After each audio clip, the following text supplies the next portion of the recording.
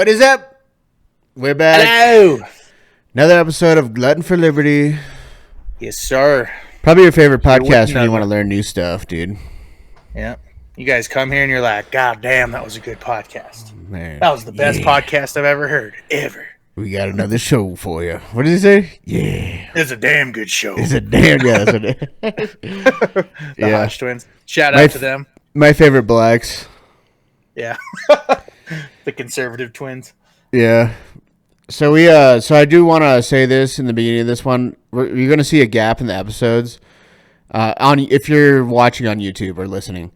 So we got our episode taken down. I explained this in a video that I did the previous week, but it got taken down because it said apparently we were promoting violence, which is not true.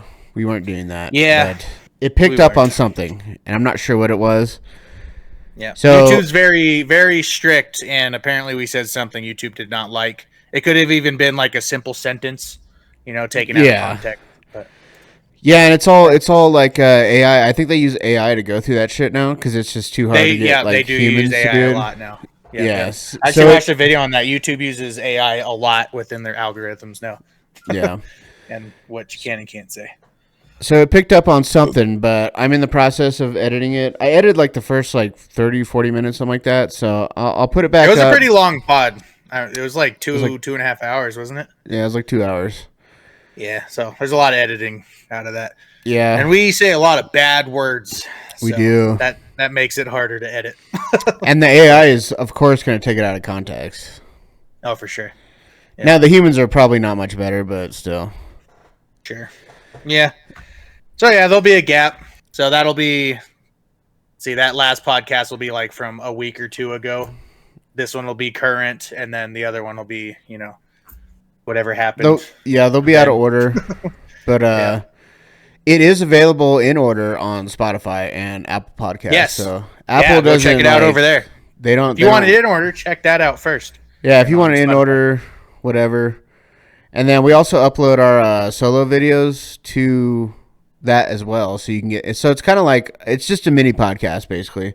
So when we do solo videos, it's just a mini pod, 30 minutes, 10 minutes, whatever.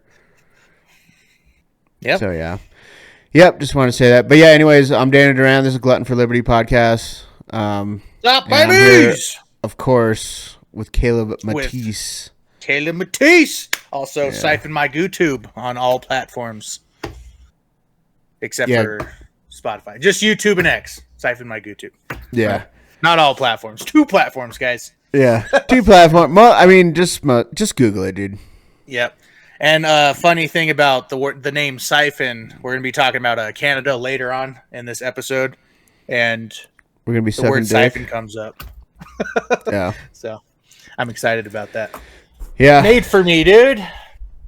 Yeah. So make sure you guys start a discussion in the comments. We haven't had a lot of people talking lately. No, we don't upload enough to get in the algorithm to where people start really following. But yeah, we've been pretty slow about it, but we're back.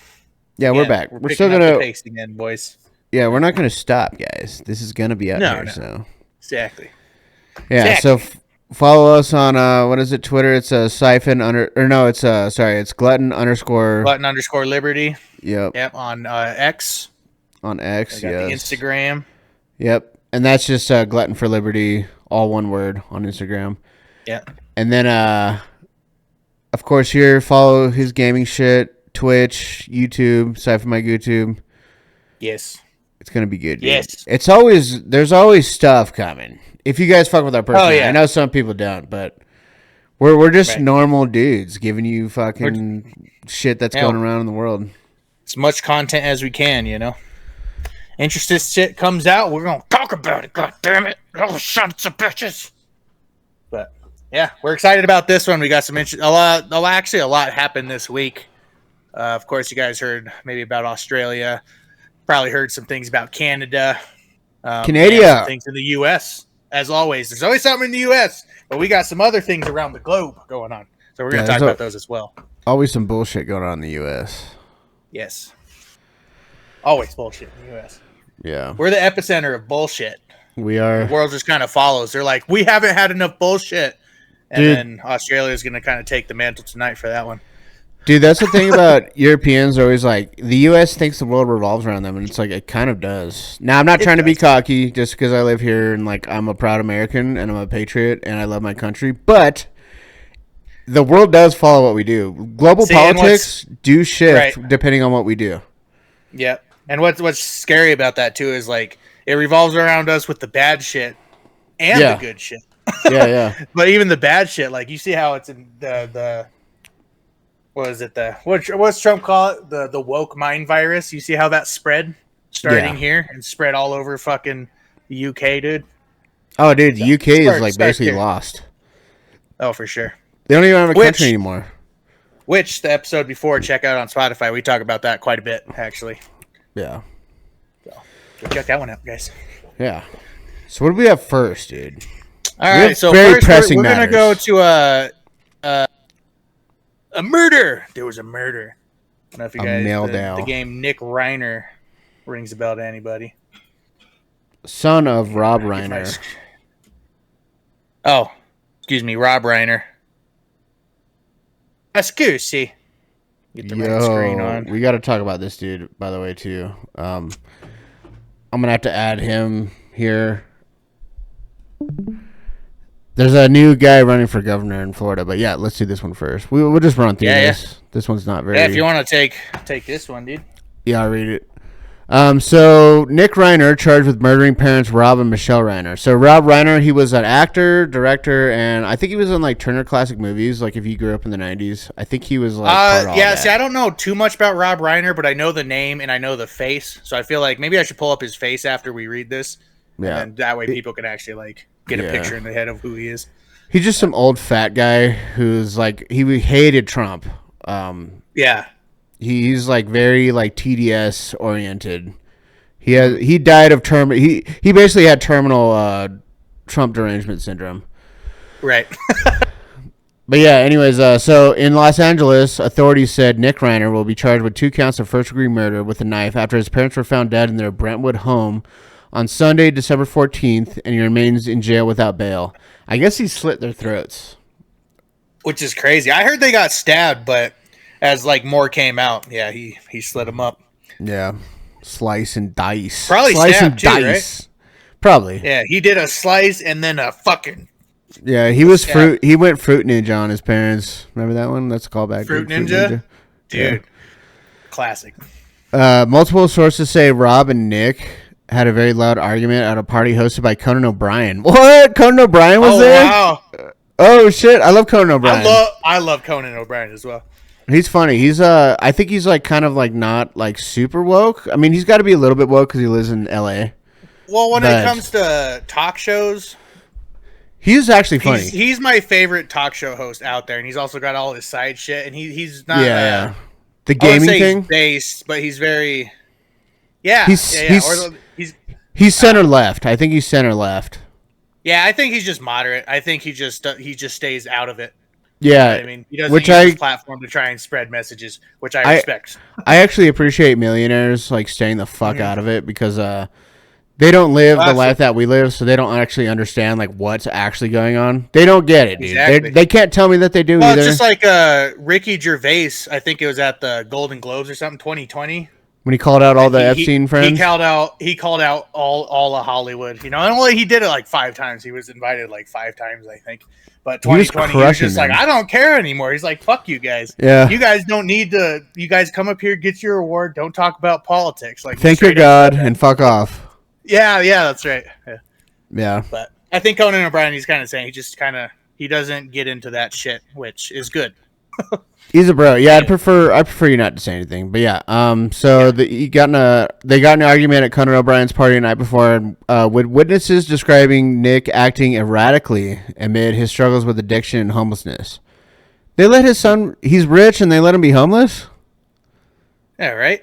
You're going to do drugs, you're going to be homeless. So investigators... Sorry? Put him into care or something. Something. Got to get him help. Money for it? Yeah. Oh, he has Rob Reiner definitely has the money. Yeah. Well, he doesn't anymore. But anyways, investigators told the AP that Rob and Michelle likely died from stab wounds. The Los Angeles Fire Department was called to the Reiner home around 3:30 p.m. and Nick was arrested hours later. Alan Jackson, defense attorney, and Nick Reiner was not medically cleared to appear Tuesday and will not be brought from jail before Wednesday. Jackson offered no further comment, and Reiner has not entered a plea. The Killing Stunt Hollywood is Rob Reiner, Emmy-winning actor, director, and Michelle Singer Reiner. I hate it when bitches hyphenate their last name, dude. I do too. It's confusing. No, Michelle Singer. Maybe that's her middle name. Sorry, I thought it was hyphenated. Married, 36 years old with 3 children. 36 years. That's a long time with 3 children. to be with Rob Reiner. Yeah, that's like a day would be an eternity. Yeah. Apparently, I'm sad that this man died, over something just tragic. But who knows? Never really a Rob Reiner fan ever. Who knows what they're arguing about? He doesn't deserve to die. As much as a piece of shit I thought he was, I don't. He doesn't need to die like this. Yeah. But especially by your own child. Right. Yeah. I think we just kind of proved a good point, of different sides. We're not celebrating a guy's death that we disagreed with and didn't like wholeheartedly. Just didn't like this guy. He didn't deserve to die. Yeah, let this be on the record. I do not want people to die. Yeah. Dying sucks, and especially when it's as tragic as this.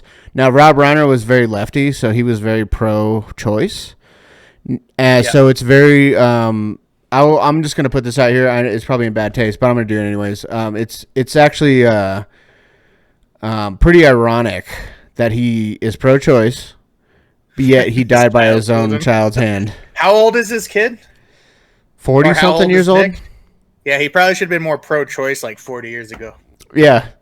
I'm just kidding. Hey-o. Yeah, just saying. Pro-choice, a bad thing. When you live your life that way, though, I think you kind of bring bad things into your life. Being pro-choice, yeah. I'm not pro-choice at all. Just from my own personal anecdotes, but agreed. I see why people think it's good, but most abortions are elective, so it's never medically necessary. It's like medically necessary, like 0.00001%. Like it's hardly ever. It's super rare that it's medically necessary. That is statistically true.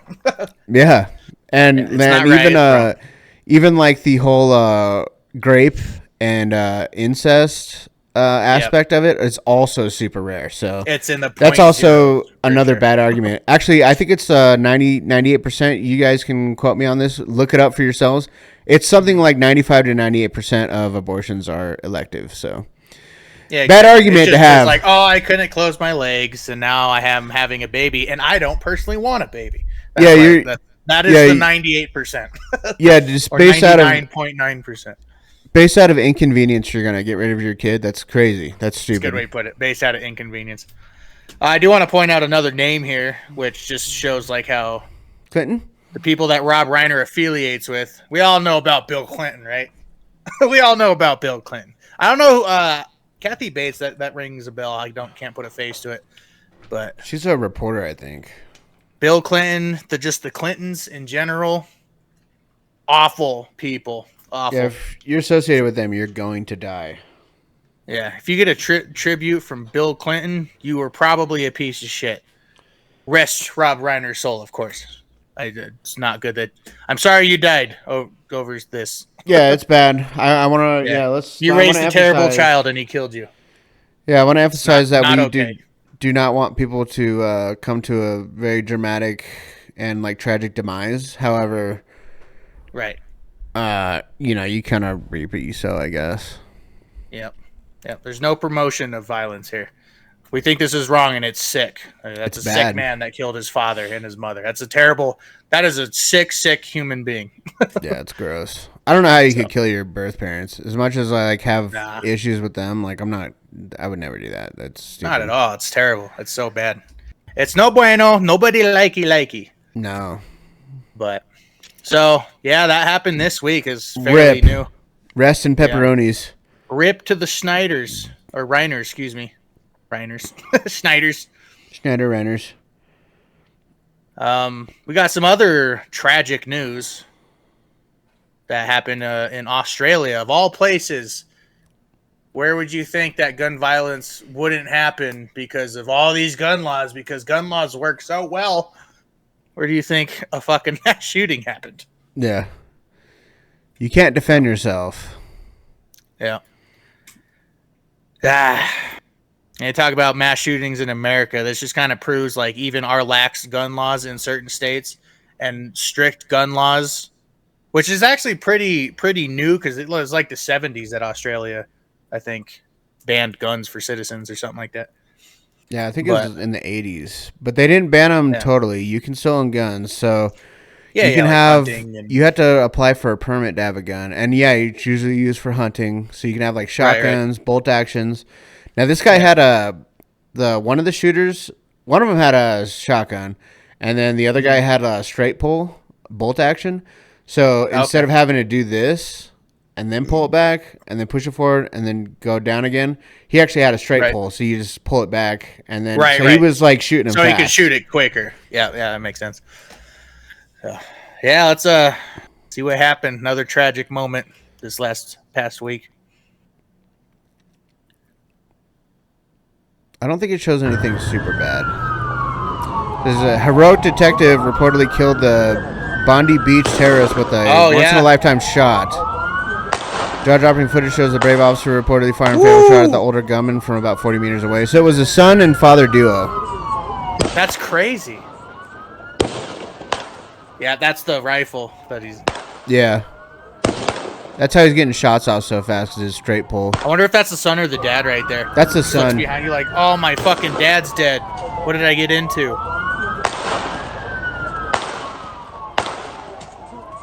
He probably hears the bullets. So this other guy was an officer? I wasn't reading it. I missed it. Yeah, that guy behind the thing. So the bloodbath, which targeted Jewish events celebrating Hanukkah, marks Australia something. It's going too fast. Yeah, I'm going to back it up just a little bit so we can read that because I am curious.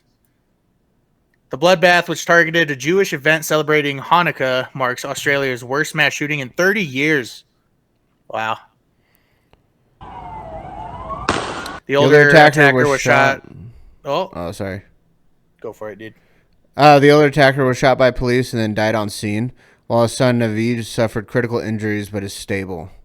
Also, he's still alive. Yeah. Bet he feels like a real piece of shit right now. Right. Or doesn't. It has since emerged that both the father and son allegedly spent a month in the Philippines, which is said to be an ISIS training hotspot. It actually is. So I don't know if you knew this, but several years ago, the Philippines, so like the Philippine military and like ISIS were like fighting like in the islands. And it was like brutal. Like they actually had like tanks and shit, like buildings were destroyed. They were actually doing like actual fucking fighting. It wasn't just like little skirmishes. It was like holy shit, straight on like military operations. Right. Damn, I didn't know that. So I guess that can make sense. They got, but a father-son duo is just kind of crazy to me. It is crazy. But also, like, both of them to get like neither of them had like I don't know. They're Australians shooting up Jews in their country. I don't know. I don't know where they're from. Now, this could be... Oh, maybe they're not. Okay. Yeah, this is another point that we're going to talk about in this video. But... Okay. Another thing I want to point out, too... What happened here.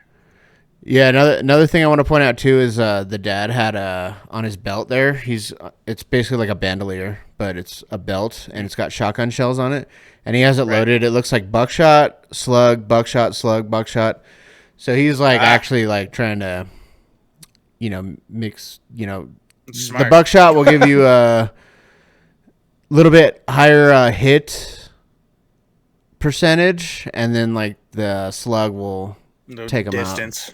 Yeah, distance, exactly. Switch it up. If he wants to shoot somebody far, he can do that. He knows the next one's going to be a slug, or if he wants to obliterate somebody right close to him, he'll be able to do that.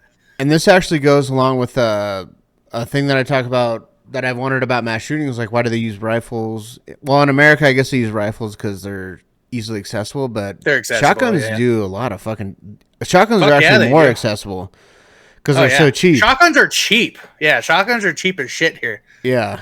I mean, it's like you could you get can a get one shotgun for like for $200. $300. Yeah. Yeah, exactly. Yeah, super cheap. So I'm wondering why mass shootings haven't been done with shotguns more often, especially semi-auto. I mean, they take a little bit longer to load, but you can load 4 shells if you practice. You can load 4 shells at a time, and most shotguns carry like 7 to 8 rounds. So you just go vroom, vroom, just put them all in. Right. And, Yeah. so I'm actually. It would make sense, like to bring up the Aurora shooter on the Batman movie. Mm-hmm. If he went to that movie theater and he brought a shotgun, he would have done way more damage than I think with that rifle that he brought. Especially with 30-aught buck, he could have just used buckshot, and then he didn't find, dude. Yeah, anybody in that theater would have been. Yeah, even though they throw tight patterns. Tragic event. I want people to know too. Shotguns do not throw a crazy pattern. It depends on the barrel length. They actually are pretty tight patterns. So like, say you're like from like 30, 40, 50, 100 feet away, you're probably going to get a pattern like this tight, which is like pretty good. I mean, that's like honestly a good example. We went camping, and I brought my dad's shotgun, and then you had an AK that I brought or that you brought, and I was it 3 feet a yard, I think. So I was maybe like 5-6 yards away. Maybe like 10 yards. I was pretty far away. And I went to shoot a fire extinguisher, and every single pellet hit that fire extinguisher, and it was very grouped together for how far away I was. Yeah. Just as an example. But, yeah, they stay close together. They don't have like this crazy spread that people try and say. So right. And yeah, that was like at least 7 yards away. I don't know exactly how far it was, but yeah, that's kind of the theme of this podcast. Is we're going to talk a lot about guns, I think, and I feel like it's kind of my wheelhouse. Now, I've never been in combat, and I'm not going to like talk like that, but just from like shooting at stuff, I kind of know a little bit. So you're a lot more knowledgeable at guns than I am, and even I have basic knowledge of firearms, just owning firearms and growing up with firearms my entire life. You know what I mean? But yeah, we're big on gun safety as well. I do want to point that out. Gun safety is probably the most important thing you could learn first before operating firearms, is learning how to safely operate one. Yes. So let's make that clear. Anyways, let's see what else. It has since emerged that both father and son allegedly spent damn it! It's too fast. It's so fast. They expect people to read that? It has since emerged that both father and son allegedly spent a month in the Philippines, which is said to be an ISIS. Oh, okay, we already said that. The son first came to attention in October 2019. He was examined on the basis of being associated with others, and the assessment was made that there was no indication of any ongoing threat or threat of him engaging in violence. Unemployed bricklayer Naveed had linked to the ICE cell. An acquaintance was jailed 7-something. They're trying to access extremist material online. That's too long. Despite those alarms, Naveed was allowed to... Oh, his name's Naveed, so they're definitely not... It's not an Australian name. No. Yeah, Dad Sajid. So I guess they were trained in the Philippines, and they are terrorist cells. That is a terrorist name! Yeah. What are you going to say, sir? Well, the fact that this is very typical of these things, it's like he was on our radar, basically. That's basically what they're saying. Is like he was already flagged online. Yeah. Yeah. Several times, too. So, first time was for being associated with people, and then the other was for trying to access extremist material. Yet, they still didn't do anything about it. Like, what are these... Would the gun laws have prevented this? No. But maybe accessing this kind of, like, material... Now, that kind of sucks because it's a double-edged sword. So, like, a lot of my algorithm, I shouldn't say a lot, but I see extremist material on mine, but that's because I follow all kinds of different people. But I see extremist shit from the left and the right because just of, like, who I'm trying to follow. And, like, what defines extremist material? Is it actual literal calls for violence, or is it just things that allude to that?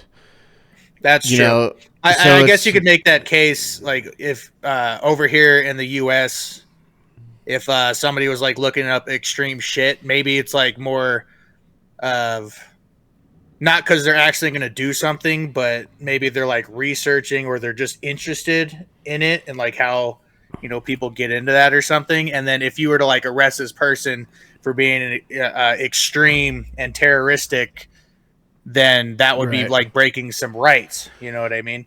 I know, like I Exactly. know it's different over there. I don't know exactly the laws in Australia, but I feel like over there they probably could have taken that a little bit more serious. You know. They could have, But but that's even where here, I mean, the FBI would be kind of investigating you here.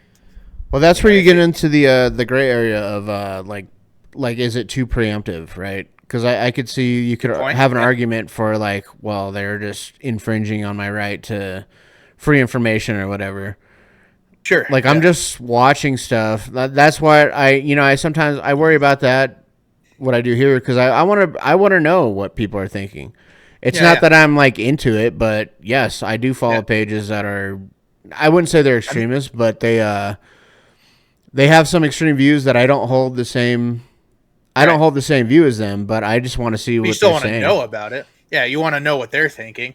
So maybe like I followed I'm some. sure I've looked up something that sounds probably more extreme just out of curiosity of like what happened with a certain situation or Yeah, you know. yeah. Literally, it's more curiosity than it is of like me actually wanting to Right. be a part of that. But Yeah, and then you could argue like how you would even like decipher whether or not it's preemptive or not, like you said. So yeah, I'm just trying to get my fingers on the pulse of what certain groups are feeling. Because exactly. I mean, like even if I wanted to like be like in an extremist group, I would literally only be a pawn to them because I'm not like full white. So like I wouldn't even be allowed to be like within like white supremacy or right. it just wouldn't work, dude. Yeah, it's true. So it's terrible, dude. Yeah, it's super tragic. It sucks. I And mean, it sucks like that it's how against they the could have Jews. stopped it, or I mean, I don't want that Jews is to fucked die. up during especially during Hanukkah, like holiday season, like a very religious thing for Jewish people today. It's not today, but during Hanukkah, it's terrible. Was it 7 Hanukkah's still days or going something on. like that? 8 days. 8 days. So Yeah, I mean, Yeah. as much as I disagree with Not okay. Israel, like I don't want shit like this to happen. This is not the way forward. it's not okay. Yeah. You don't fucking just kill people. It's a No, very it's- Muslim thing to do. Yeah, and I do have an issue with the Muzzies, but however, I think that I do not take this at face value. I just can't do that. Now they're Fair. like, oh, it's a Muslim that did it. They do a lot of terrorism. That's not a lie. I guess that was a little straightforward saying it's a Muslim thing to do. I mean, yeah, not all. I mean, they do it a Muslims lot, fucking though. think that way. They do it a lot, and they do not like the Jews. I never hear of Christian terrorism. Yes, exactly. That's very true. I don't know. There's a spiritual war going on, and I think it's gotten more so extreme recently that there's all these religious groups. There's just a big fight going on. Yeah. With all these groups, which I guess it's always been there. It just sparks up. Like it sparks up, it goes down. I think we're back in another spark up to where like violence is just getting bigger and bigger. And I think too, it could be set up. Like there's Very false possible. flags. False flags are a real thing that happened. So, I mean, Yeah. this could have very well been set up by the Israeli government because there's a guy Sure. that survived the shooting. I don't know if they're going to show him in this, but because I didn't watch this video before I sent it to you. But there was a guy that survived it. He was a IDF soldier, or no, not IDF. He survived the October 7th attacks a couple years ago. Yeah. And then now he was involved in this one. He actually Pretty got ironic. shot, and then he took a selfie after he got shot with his head bleeding. He took a selfie while he was on the ground and posted it, and then they interviewed him afterwards. So that, to me, looks very fucking fake. I think I saw that photo of him like in the hospital, all like wrapped up and shit. No, that's the guy that shot one of the shooters. His name was That was that guy. Ahmed. Okay, It was a Muslim, Okay. too. right. Fucking weird. What a weird situation. Terrible. Yeah, But I don't believe these sparks things more happen questions just again. Yeah, I don't think these things happen. Well, it's definitely just premeditated and planned, but it was what was the funds and premeditation behind the plan? You know? Well, Israel came out. I think they said that this could have been Iran related, which I find bullshit. I call bullshit on that, dude. Yeah, I don't know. Who knows? The fact that I don't know. It's fishy. It's fishy. Let's see what the rest has got. The Australian government and security intelligence organizations are facing difficult questions about whether they did enough to prevent the attack. I tried to read that as fast as I could. I paused it just so it wouldn't cut out. After returning from the Philippines, the Akrams booked into a 45-pound a night short-term rental in Campsie, 12 miles from Bondi. Huh.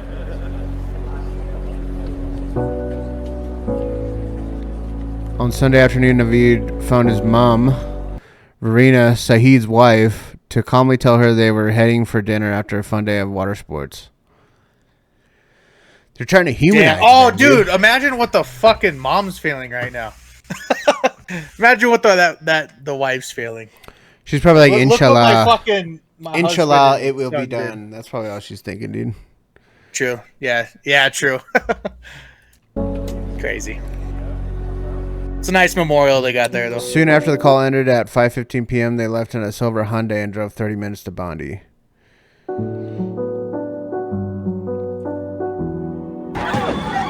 At 6:40 p.m., they parked up and headed to a bridge over where they began blasting at crowds at the Hanukkah by the Sea event. Hanukkah. Yeah. How terrifying, dude. That'd be super scary. Like, that's the last thing you would think is going to happen in Australia. Right. You would think. Verena, who has another son, 20, and a daughter, 22, said they had been told the gun pair were on a weekend fishing trip.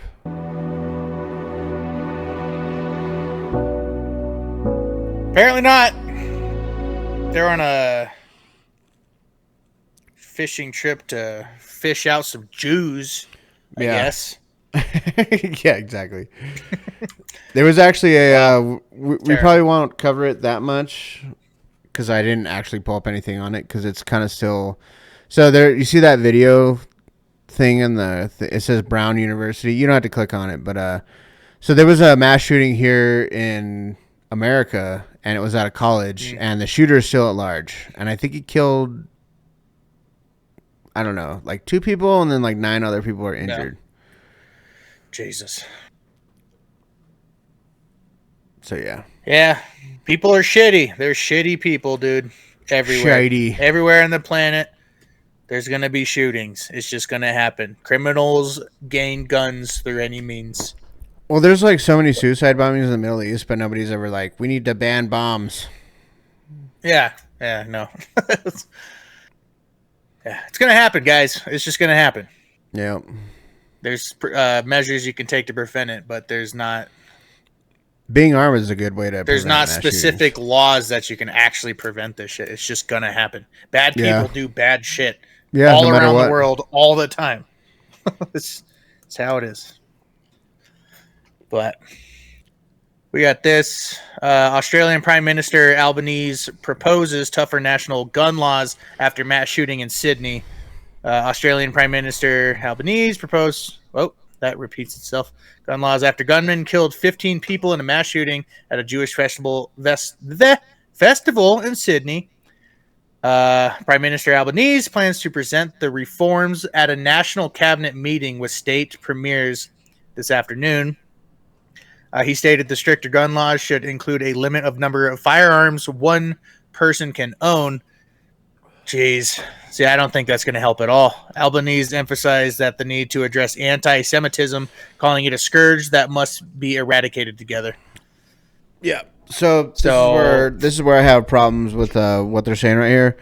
Restricting guns for one is not going to work. Criminals don't follow laws, and they can still get guns. I don't understand that. Yeah, and also, so they want to restrict gun access, right? But it's like they're not actually addressing the problem. Do you think it's okay to import a bunch of people that don't fit your culture? That's what we're having a problem here in America. So should we keep bringing in fucking Muslims and like people that don't want to assimilate to the culture? Right. Look at the UK. Really need that? You know, they're having a shit show over there. Look at Paris. It's a shit show over there. Yeah. They're not there to, have a better life and prop up that country. Yeah. They're not there to assimilate. All they're doing is just they're putting a Band-Aid on it. They're not actually trying to like solve the issue. Now, it's just something that sounds good to people, Australia, we're gonna restrict that. Now you instead of 2 guns, you can have 1 gun. Yeah. What's that gonna do?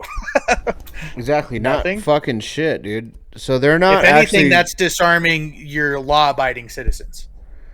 Yeah, they're not the illegals. They're not trying to address the actual issue. That's what they do. At all. They don't actually address the issue. What they do is they try and legislate morality, which is impossible. It is impossible. Yeah. And then they put all these things that disarm like normal people. Most people are good people. I believe that most humans are good people. Yep. But something like this, you can't actually bring in a different culture and assume that they're going to assimilate properly. You have to put in. It's been proven. You have to put in more vetting to be like, hey man, if you want to live here, you have to live like us. Do you know how to be Australian? Or do you know how to be American? Do you want to be American? Do you actually want to be here? Yeah. You know what I mean? Not just. Well, did you know, like, even if you're coming into this country legally, even the legal process, you are signing an oath that you are now assimilating, and you are taking an oath to become an American and live American values and do what you can to be an American. You're not coming over being like, I pledge my allegiance to Somalia as a great example currently. I pledge my allegiance to Somalia, and I'm going to live here and do everything I can for not the country that I want to legally live in. That's just not how it works in any country. It doesn't work like that in any country. And shit like this happens because of that. But yeah, I don't agree with just importing people. I don't like that. No. I immigration is, great to an extent. You can't flood people in. I think it's got to be a slow process. You got to actually bring people in that actually want to assimilate and live in your country. Yeah, you have to want to be American and be a or part Australian or of British your country and provide something to your country and become one of the people. Yeah, the only like that's why I'm kind of like weird on like dual citizenship. Yeah. Like if I want to go somewhere else, I want to actually live there permanently forever. Now, I think it would be cool to be able to get dual citizenship with Mexico. However, sure, because they're pretty similar to us, like culturally, they actually are. Like people don't. That's another thing that gets lost on people. Mexico really is very similar. Same with Canada. Mexico, they're very similar too. Half of the United States used to be Mexico until the Mexican-American War. Yeah, until we they purchased all the land. Exactly. Yeah, it was through the Hidalgo, Guadalupe, whatever, and that's how we bought a bunch of land from Mexico. So it wasn't stolen. I don't want to hear that anymore. It was not stolen. Know your history. Yeah. But yeah, I just you need to assimilate. We can't just keep bringing in people, especially cultures that don't meld with Western ideals. Like, I mean, dude, Muslims are like crazy conservative, and that's why I don't understand why a bunch of like lefties want to bring in all the Muslims. Where they're not compatible. Our cultures are not compatible. Like that, they don't even like people like that. Like they are totally. They don't like gays with liberalism, dude. They don't like gays. They don't like women.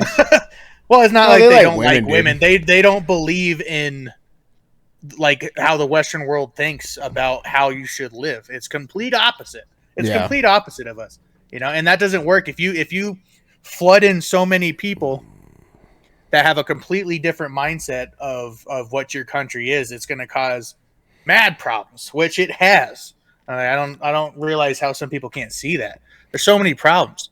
Like the UK, especially, I keep bringing them up because they don't have the infrastructure or room for how much flooding they've had, and we've had the same amount of flooding where we at least have room, so we're not seeing it as quickly, but we're seeing it for sure. Yeah. But for them, that they are getting fucked, and I feel bad for the UK. You know, it's terrible over there. They don't have the room or infrastructure for that kind of flood of people. And Australia, even, they live on the outside borders. They don't even really have the infrastructure either. It's like the middle of Australia is not populated with people. All the cities are on the fucking outskirts. Yeah. You know, it's not okay, man. Yeah, it's just another example of our politicians not actually working for us. What they're doing is they're working for themselves and what makes them sound good. And then they're not actually going to do anything to fix anything. They're just going to do a bunch of just Band-Aids, just putting Band-Aids on shit. Yeah, this sounds good. You know, the retarded public will believe this. Yeah. Look, we're doing something, and then they don't actually do anything meaningful. Exactly. I just don't understand how so many people just don't see it, dude. Just don't understand how destructive it is. It's just so destructive in all countries. It's like if Christianity, or not even Christianity, just a bunch of white Westerners, like millions of us, going to Iran in just loads and loads, millions and millions and millions going to Iran, and then them. You think they would not be worried about their culture being completely changed? You think they would not be worried about that? Of course they would. Yeah, they'd hate it. We're worried. We're worried about it. For the same fucking reason, you know? Also, why don't they stay in their country and make it better? I don't get that thing. Just make your shit better, dude. Why do you have to come here? That makes me want to bring up. That's why I brought up Somalia, because that's very fresh too. Is like the recent deportations of Somalians, and Trump said something hilarious, and he said, I don't know exactly what he said. He was like, they come from trash. He was like, if you come from hell and you come here and try and make it hell, he's like, there's just come from, crap. Fix your own country is pretty much what he said. Don't come here and make ours worse. I totally agree with that. I wish he'd say that about the Indians too, because I know he wants to bring a bunch of Indians here. Yeah, no. Yeah, it's the same thing. Because Indians don't... I mean, they assimilate a little bit better, but they're still, very community-driven. When I lived in Maryland, there was, huge Indian communities, and they all hang out with each other. They don't really do, American shit. They still do, Indian shit. But that's racist. They're not letting white people hang out with them? Yeah, I mean, you can go there, but they don't want you to know about it. But, I mean, if you go there, it's America still, so you can, do whatever you want, but... Yeah. They, I don't know. I don't think importing a bunch of Indians. That's my problem with Trump's whole thing, the H-1B visas. What he's doing is he's protecting companies that hire cheap labor. So what they want to do is they want to bring people over here, and even though they have a college degree or whatever specialized thing that they can work on, what they're doing is they want to exploit cheap labor because they could pay them less. They don't get paid, dude. That's 30 rupees in India is $1. Yeah, it's just crazy. Yeah, it's like that most places on the planet.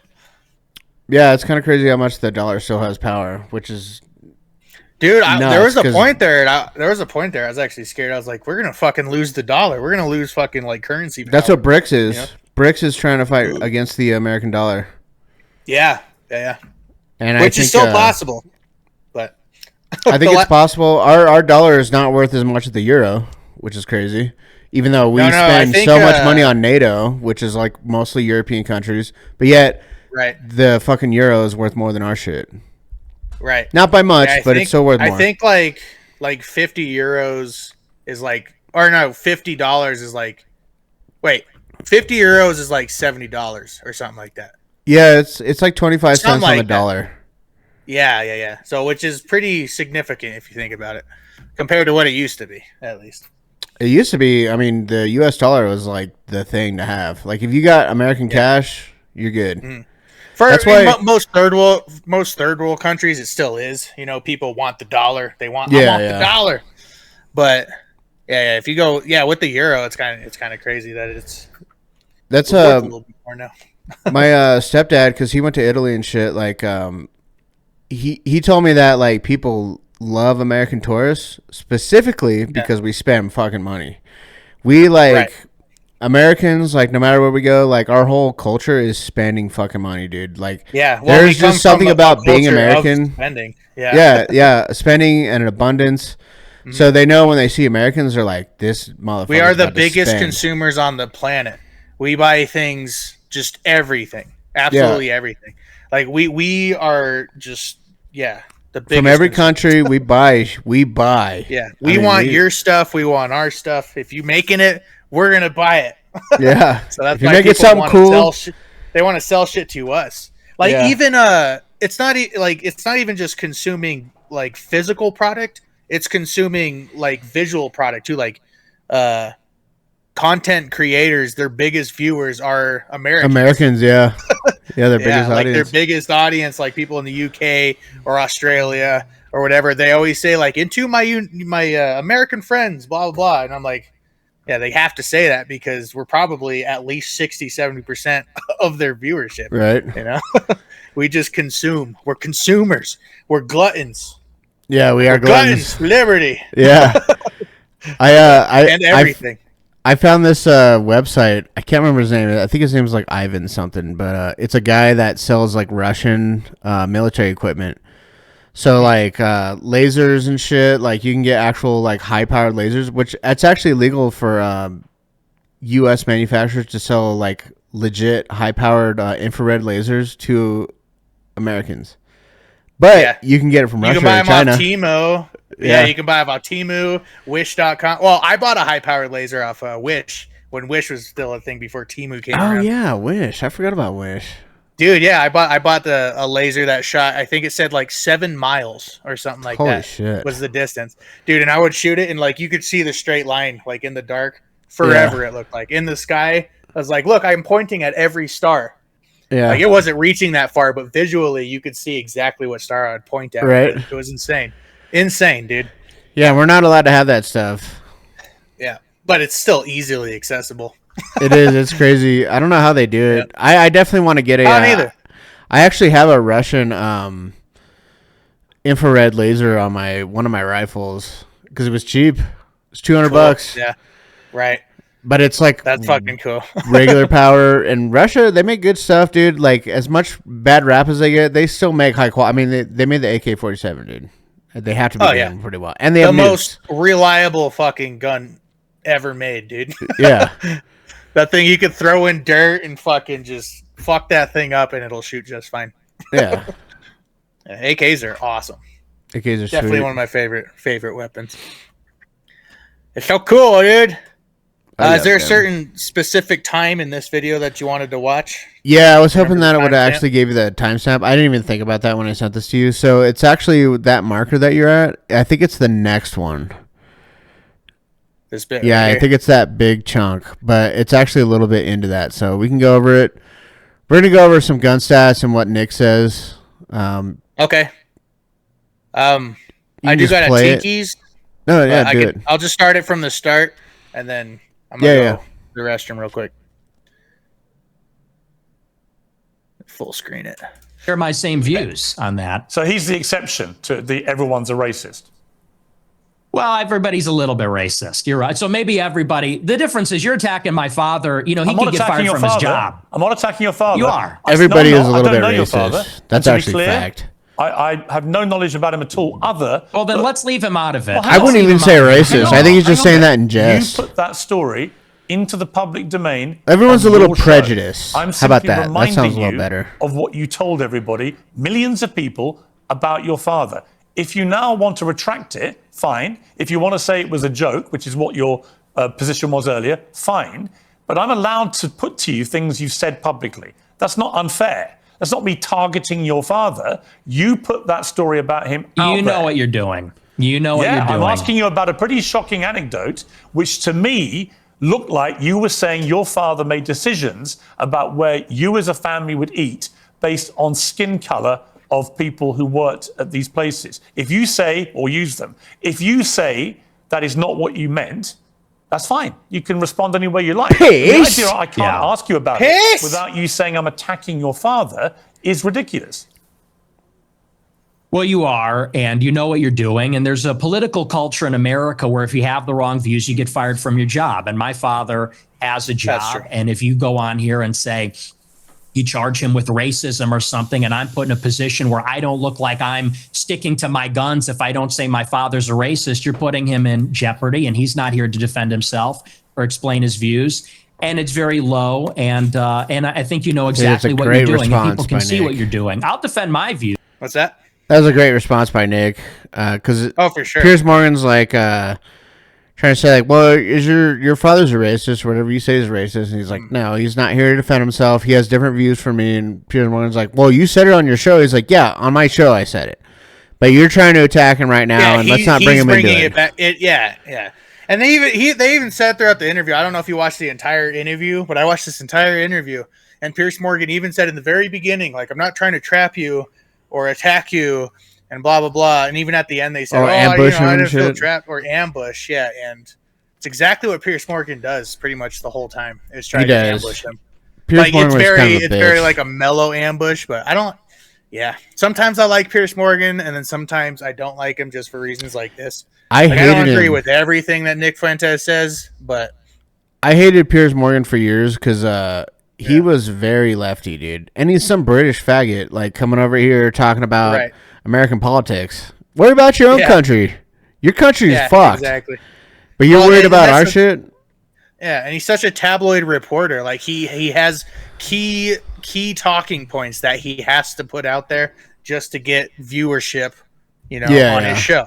So he as a tabloid reporter, that's his focus, is to try to get reactions with these. He just wants clips, little small attacks that he does. Yeah, it's all clickbaity shit. And there's a couple times Nick Fuentes, he's like, "What are we doing here?" Yeah. He's like, "Why? What? What are you saying right now?" He's like, "Are you gonna let me talk? What's up with the interruptions?" Talking about this, yeah, exactly. Great. And I think that so let's leave him out of it. Let's just not talk about my father, because my father isn't here. I'm here. Okay, well, then do you accept that you shouldn't talk? Okay, listen, that's fine. But then do you accept you shouldn't talk about your father on your show? And you shouldn't tell... It's my show, nigga. Absolutely not. So it's fine for you to put a story out there which would make most people who listened to that story or watched it at the time on your show conclude that he was racist. It's fine for you to do that. But if I then ask you about it, I'm the one who's being unfair and I've crossed the line. Is that what you're saying? Yes. Okay. Yes, you're being malicious. Okay, that's fine. Yeah, that's fine. Duh. All right, moving on. Live, they can draw their own conclusions about whether what I just did. And they will. Nick Fuentes is like, duh. I thought we were here to like clear things up, and he's like trying to just bring up shit. He's like, duh. That's what he's I'm saying. sure afterwards, by the way, you'll say, he ambushed me with your own words. With your own words. That's a little presumptuous. I'm not going to say it's an ambush, but I think that's a low blow. It kind of was. And I think you know what you're doing, and that's fine. You're a tabloid journalist. I expected that. I don't think it's an ambush because I knew it would be like this. And people will see what you're doing, and I think they'll say it's low. But as far as you want to talk about racism, I do. Let's talk about racism. Okay, let's leave my dad out of it. Look, you've admitted you're a racist, correct? Yes, 100%. Okay. Own it. Okay. Own it. You're perfectly entitled in a free democratic society to stare down the barrel of his camera and tell me you're a racist. People can judge. Do you think Nick Fuentes is like honestly just like racist and hates? Well, by the people. By the Democrats' definition of racism, he can't actually be, because first of all, his last name is Fuentes. He has lineage of being Latino. Well, his dad's half Mexican, yeah. Yeah, so he can't actually be racist by the Democrats' definition that we learned over 2020 during COVID. Remember, like you couldn't be racist because you were just Latino or black, whatever. So no, only whites can be racist. But I don't think what Nick was saying there, like, yeah, I'm racist, but I think he's just saying in jest. It's kind of like the when people would call me like bigoted or homophobic or even racist. I'm just like, whatever. I don't care. Exactly whatever you're calling me. He was doing there. Yeah, that's exactly what he's doing. Yes, he's like, I'm that. No, if they want to call me racist, then I'm racist. Who gives a fuck? That's how I feel about. That's how I felt actually since before I even heard of Nick Fuentes, because I didn't hear about him really during COVID. because I think that's when his like kind of rise was, but I didn't really hear about him. And yeah, he was big. He was big with. I think he started getting big in the 2020 election, for sure. Yeah, that's when his like rise started getting bigger. But I didn't really. But they actually like kind of suppressed his rise for a while there because of Ben Shapiro. And that was Ben Shapiro. Yeah. Yeah. But that was my take actually before I even heard him. Like, people call me a bigot. I'm just like, okay, I don't care, dude. Cool. You can call me whatever the fuck you want.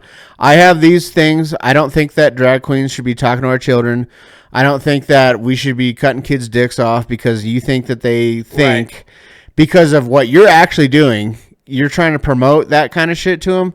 That's not real. I don't like that. And they're like, well, you're bigoted. You're homophobe. Okay. Yeah, sure. Good.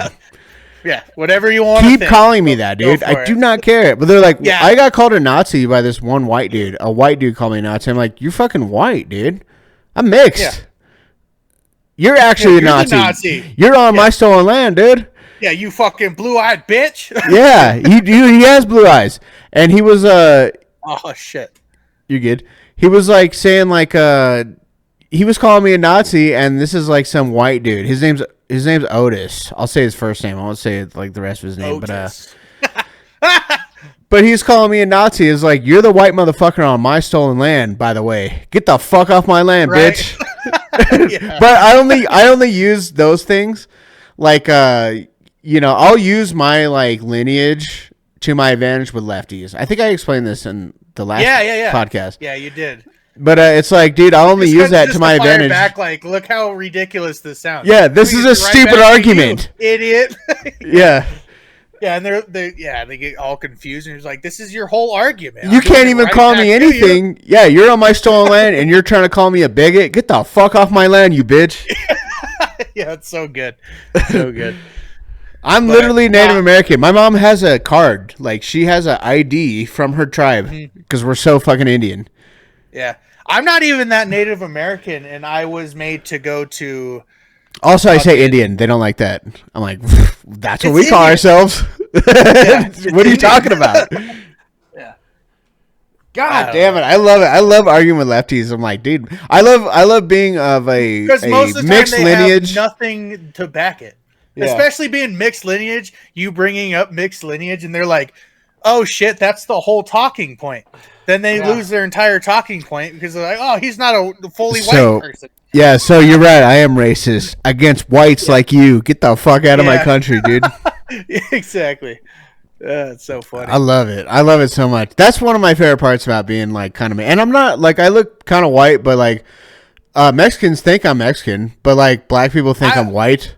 But I thought you were white when I first met you, like all those years ago. But I think like even like my stepbrother Damien, like he's white as fuck. And Latinos think that he's got like some Latino in him, you know? Yeah. Like Latino. Me, I have Latino in me, and I have Native American in me, and I look white as fuck. I'm white. Look like look a white guy. Me. Look at me. There's nothing. I got the dark facial hair, white. Dude. Yeah, not me. I got blonde mustache. I got fucking hazel green eyes, dude. Yeah. I'm a white boy. My dad's brown, dude. Even my skin's kind of brown, dude. Look at me. I'm a little brown, dude. Yeah, even in the wintertime. Dude, summertime. I can get a tan going. My sister's burn. Me and my older sister, we can actually get a tan going. We see, I got some melanin in me. Yeah. Dude, I love so much using my like ethnic background against lefties. I love it so much, dude. So much. Yeah. It halts up in their tracks. Like I said, like their talking points just kind of go, well, what now? They like fucking short circuit. What do I say? Yeah, exactly. Yeah, lefties are they're like fucking stupid. robots. Dude, they're fucking bots. We talk about AI people in this planet. It is fucking lefties, dude. It's crazy. Yeah. I guess a lot of righties. Don't get me wrong. They got their talking points too. They do. I'll give them that. Righties are, there's a lot of retarded shit on the right for sure. I'm not going to deny that. There's some dumb ass shit on the right. Same. Like that dude, Misfit Patriot. I hate that guy. On Twitter. He's like the worst, he's the worst. I know exactly what you're talking about. He's a bitch. But bringing that point in, I think you can't use those talking points on Nick Fuentes. I think he's way too intelligent for you to like like Piers Morgan trying to bring those fucking points to Nick Fuentes. He's just too smart. This guy is way too smart for Piers Morgan is a smart guy.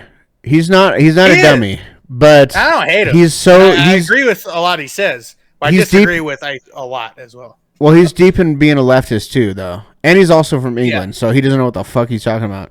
Anytime like somebody from England has a Catholic, but doesn't follow anything Catholic. Dude, that's another thing we should bring up right now. He was trying to shame Nick Fuentes for not getting laid. He's a virgin. Yeah, for being celibate, which is probably one of the most Catholic things you can do. Is no sex before marriage. Well, it's actually heresy. Is a good thing.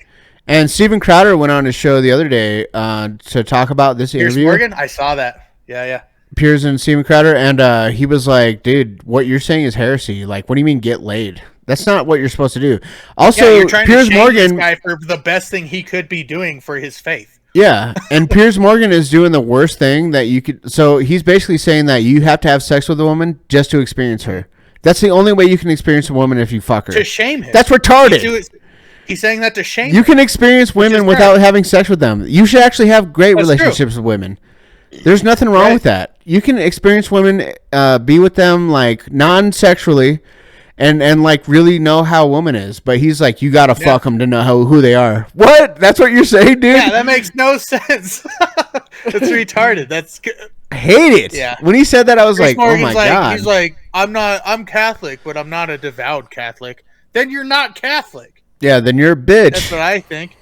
Like, at least admit that you're wrong in this point. He likes to say, like, I'm not devout towards it, but I am. He's a millionaire boomer. He's not going to know the difference, dude. Exactly. Millionaire boomers think they know everything. They figured it out, dude. They gained the system. He brings up in this. It's hard. I wish I knew we knew exactly where these fucking points were that we're saying in this interview. Because Nick Fuentes, he even says that Piers Morgan's been henpecked. He's like, you're just another henpecked boomer. Yeah. You know? He's like, that's why you're saying these things. He's like, why are you shaming me? I actually, if you want to go through it, dude, I actually sent you another video that's kind of like a little breakdown. It's 11 minutes long, and it's like basically a breakdown of the whole video. So I want to go through the gun statistics. Oh, yeah. Yeah, we can continue this. And then, so let's, play it and see where we're at. Yeah, I accidentally backed to the beginning, so we'll have to find where we were. But. It's probably like 5%. I don't know what it is off the top of my head. Okay, I jumped ahead of where we were. They're still talking about... Even as it concerns schools, why do you think parents pay... They're still talking about racism. No, they're talking about school shooters, I think. Viewers. I think he brought up the school shooter thing. Go back a little bit behind that marker. Yeah, we're probably right there. I think they bring up school shootings. I know that the vast majority of mass shootings... Yeah, let me go back to 10.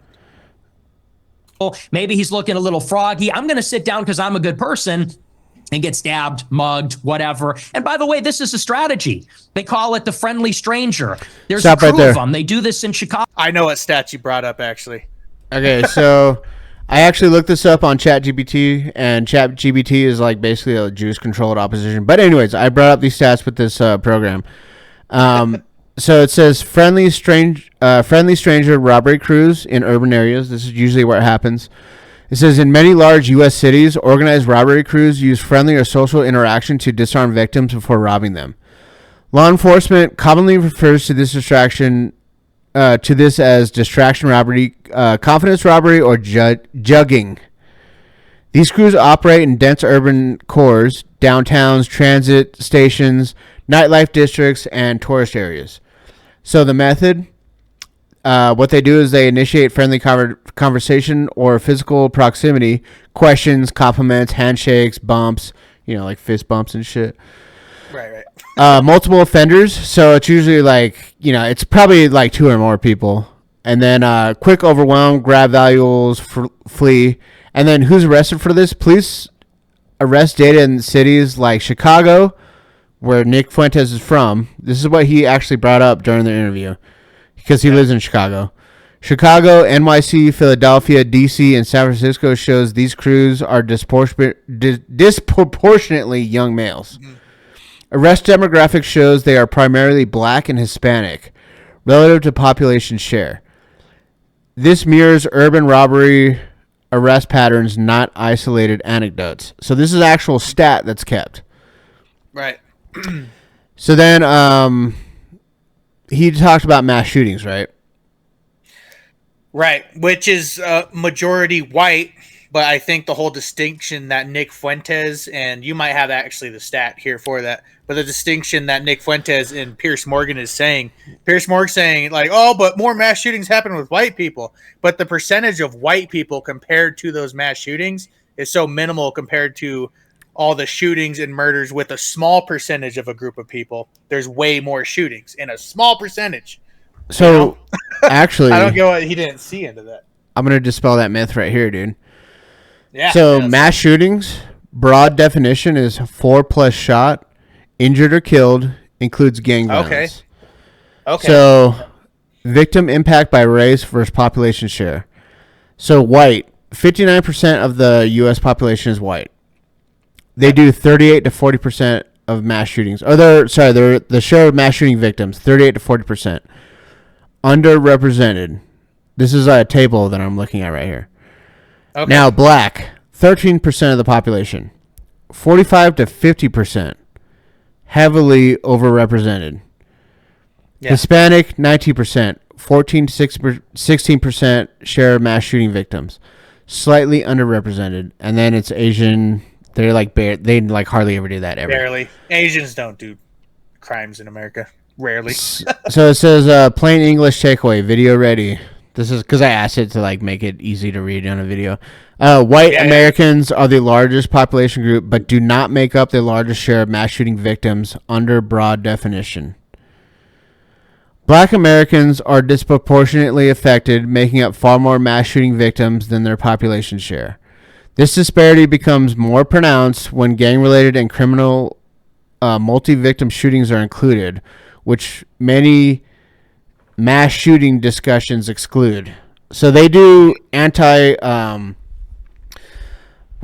antisocial behaviors, which is what white people do. So like schools and shit like that. That's what white people do normally. And Nick pointed that out in his thing. No, he did. Correct on absolutely. That. He explained it. Yeah, he very well. Even. Yeah, but I mean, mass shootings, if you're going to do it by definition, black people do it more. So, Pierce Morgan can't deny those statistics. This is exactly what Nick Fuentes was trying to say. I think he could have said it better, maybe to clarify. Well, he doesn't even have like shit ready. Pierce Morgan has a whole crew like looking shit up for him. Yeah, exactly. But Nick Fuentes is by himself fighting against the crew of this UK fucking tabloid reporter. And then I think he did as well as he could, against that. But this is exactly what Nick Fuentes was trying to say. And I don't think it's racist to say I would rather move to a majority white neighborhood because there's going to be majority less crime. Dude, he's arguing with a guy who has 3 mansions in 3 different countries. Exactly. Fuck Pierce Morgan. Yeah, Pierce Morgan doesn't give a fuck about America, dude. He's living the life over in the UK. Yeah. He doesn't give a fuck. I'm going to take a shot and then I'm going to read you these other. I'm going to read these tables and then we can continue with the other video. Yeah. Sounds good to me. So let me do this shot real quick. Cheers. No worries. Cheers. We're going to take a cheers to statistics. Gun violence. To gun violence. Not that it's bad. It is bad. Not that it's not. It's bad. Gun violence sucks, dude. I wish it didn't happen, but we live in a world with firepower and black powder and projectiles and smart people to design these weapons. Yep. It's going to happen. Like we said with the Australia video. Gun violence is going to happen. It's just going to happen. Yep. So general gun violence. What's up? Yeah. No, go ahead. I think we're about to say the same thing. General gun violence, homicide plus shooting deaths. So it's by race versus share of U.S. population. So race first is white. 59% of the population, we know that. Percent of homicide gun victims, 45%. Underrepresented. Black, 13% of the population. 56 to 60%, severely overrepresented. That's actually huge. When you consider massive, dude. when you consider that they're only 13% of the population, and they don't do it just to each other, they do it to other races too. Yeah. I I would say didn't pull that. majority is black on black, but Majority is there's black on huge black. black on white. There's black on Hispanic. Yeah, they victimize everybody. Everybody. Yeah. That's then huge. You can't deny that. Yep. How is that racist? It's not a racist thing to say that. And then Hispanic, 19% of the population, and they do about 18 to 20%. It says roughly proportional. And then Asian, they're underrepresented, and then even Hispanics is so much lower, dude. Here's the plain English explanation. Black Americans are about 13% of the population, but account for well over half of gun homicide victims. White Americans are nearly 60% of the population, but make up less than half of gun homicide victims. Dude, there's 50. Majority of population is less than half is crazy. Dude, this means gun violence does not affect all groups equally. Black Americans are disproportionately impacted by a large margin. This pattern holds a year after year, not just isolated periods. So this happens all the time. Yeah. And now I'm going to go into, this is my last stat that I got to read. This is just violent crime in general. Yeah.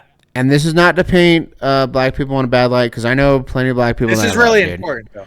Yeah. No. But this is real, and I think it has to do with a lot of things culturally, like with black people. But yeah, it is. I don't dislike black people. I want to put that out there.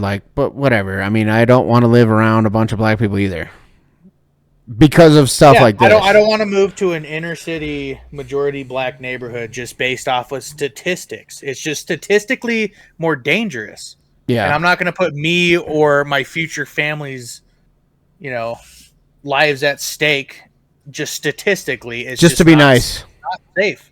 It's not safe. Yeah. It's not as safe, So this is a general stat of violent crime. So this includes murder, rape, robbery, and aggravated assault. So white people, 59% of the population. We got that. 55 to 58%. These are violent crime arrests, roughly proportional. Black, 13% of the population. 36 to 38%, heavily overrepresented. They're doing it at an increased rate, and this includes rape, robbery, aggravated assault, not just murder. We already saw the murder. They're actually way over on the murder. And they kill each other more than anybody. Hispanic. Well, that's why I wonder about the whole mass shoot. Not to cut you off, but that makes me wonder about the whole mass shooting statistics. Is a lot of mass shootings are documented. It's gang violence. When it comes to like schools and this and that, but I want to say there's probably way more mass shooters in gang violence for sure. There is, yeah. No, that's and that's not going to be covered. Well, that was talk about that because it's racist. They actually don't. Most of the time, they don't actually include that in the statistics of mass shootings, because they do it 4+ victims. That's either killed or injured, and they don't do it a lot on gang violence. But most of them, what ChatGPT can tell is that yes, it's actually, if we do what it could pull up, like in the amount of time it could do, it can pull up that it is still overrepresented. So they still do more regardless. Regardless, they still do more. Yeah. Crazy.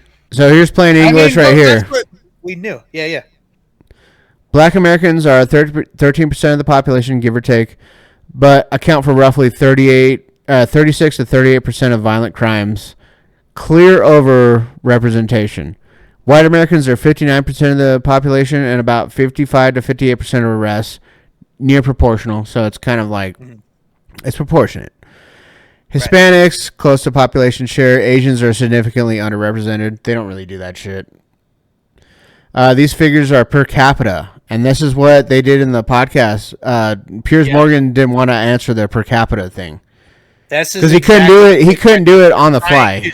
Distinctively say is per capita. He brought that up so many times here, and Piers Morgan just couldn't hear it. Just couldn't hear it. Yeah. Pierce Morgan looked like such a bitch in this interview, dude. He did. I'm gonna clip this segment too and make it like a political reaction video in our playlist on YouTube, but it'll also be a mini pod for the thing. Absolutely. So this one will be clipped. It's a good one. Yeah. Yep. I gotta take a piss. We can you can keep watching it a little bit. I'm gonna go take a pee. Yeah, you go pee. We're gonna continue this a little bit, guys, and let's just look at. I watched this whole thing. Let's see. Pierce Morgan's he just can't. Chicago, they stand outside bars. Dude. Black people. And I'm not defending Nick Fuentes to the point like brown nosing him. Like, oh, I disagree with a lot of what he says. He is very extreme. He is very far right. I am right. I am far right. He is extreme white. Right, white. He's extreme white too. I'm extreme. Whatever. Shut up. But Pierce Morgan, man, it's a robbery crew, and they pretend to be a friendly stranger, and then they mug them. And stupid white people say, "Oh, hi, yeah, nice to meet you." You know, they grin, they laugh, they put up with the nonsense, and then they get mugged, or worse. Sometimes they get executed. And so, as a white person, how do you feel about mass shootings at school? There you go. Here's Pierce Morgan saying, "Oh, bad. This is the per capita." He's going to bring up the per capita. Majority of the mass shootings. I'm sure it's white people. Right. So how do you feel about that? No denial. I think that white people do more antisocial violence. I think black people participate in more gang violence. That's exactly what Daniel just said. What's the difference? It's more antisocial violence. There's no difference to the victim, but it's a different kind of crime, and it's a different proportion also. Do you know what percentage of white people are school shooters? I know that the vast majority of mass shootings in schools in America this century were perpetrated by young white men. And what proportion? So basically, that is pretty much exactly what we were just talking about, proportionally, of shootings. Can I say this too, dude? We just ripped out the stats. Yeah. So there's actually not a lot of people that die in mass shootings either. That's another stat. Now, any person that dies in a mass shooting is bad. I want to make that clear. If you think of a mass shooting, is too many. It's somebody shooting in a mass group of people. Right. That's what a mass shooting is. Well, by their definition, it's 4+ people. Okay. But that doesn't mean they all died. That just means that 4+ people got shot. They were shot. And then maybe some of them died. Now, I want to say that one person dying of a mass shooting is tragic. We don't want that. That's bad. I don't ever want people to die in a mass shooting. That's stupid. People dying for no reason. Fuck that. Most people are just NPCs. They're just trying to live their life. Yeah. And they don't have any kind of specific political belief that, like, whatever. But anyways. They're just doing the best they can for their lives and their family. Yeah. But what I'm trying to say is, God damn it, now I forgot my point. Okay, so at the turn of the century, 500 people, I think total, roughly 500 people have died in mass shootings. At the turn of the century. So, like, since 1900, that's not only 500 people have died. Now, like, what I'm saying, like, one person dying from a mass shooting is too many, but still, proportionally, absolutely. 500 people dying from a mass shooting is, like, not that many people. Guys, one person is too many, but those who don't know what a century is, that's 100 years. Yeah. 100 years. That's 500 people. Malaria has killed more people in that length of time, like statistically on the planet.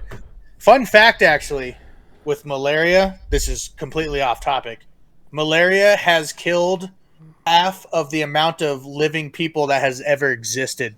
It's the most dangerous thing on the planet. It's been slowed down today in medical medicine. I watched a video on that. I thought that was crazy. When it comes to shootings, cancer, everything, malaria has killed more people on this planet than anything ever in history of killing people. You're actually no, that's a good segue into my other point here. You're actually more likely to kill yourself than to be killed by someone else with a gun. That's insane. Yeah. Insane as in that's crazy. Like, I believe it. That's just crazy though. Yeah. No, you're if you have a gun, if you have access to a gun, you're more likely to kill yourself with a gun than you are to be killed with a gun. Right. Like tenfold. It's not even like close. Right. People go to a shooting range just to kill themselves. So you can like rent a gun from a shooting range, and all they want to do is just kill themselves. Right. You might like to ask. Oh, this is the kind of the thing, yeah. How Is many this more what videos do we have, dude? Oh, I already opened that. No. We got this last one on Pierce Morgan, and then we just got a few shorts. And A few stats. shorts. Okay, yeah. Yeah. These aren't lengthy videos. We're gonna breeze through these ones, but This one's this 11 is minutes continuing long. on Pierce Morgan, and this is the Jewish guy, right? Yeah. Me Morgan mom. brought in to make Nick Fuentes feel bad. Me mom. Me mom. Yeah, this is good. I'm glad we're gonna talk about this one. But continuing on this interview, it goes back to the Jews. But About the fact that Hitler arrested my mum, tried to starve my mum to death, did starve my grandmother to death. is that Speed? Sent my great aunt to the gas chamber. Yeah. My great uncle. That's Speed, dude. As Hitler. To reconsider his Hitler choice. cut. Whose family members Oh my were gosh. murdered. Yeah, we got all that. We, me mom. Like we're, I don't even know who this person is. Why is Dude, this stop person that right talking there. to me? This old. I have do a want to good point out I thought the exact same thing.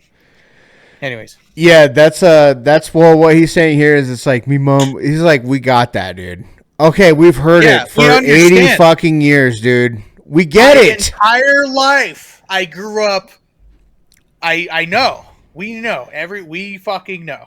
This is the same thing as people talking about slavery. It's like, okay, we know, dude. That was 200 years ago. Let's go past it as a people together. One love.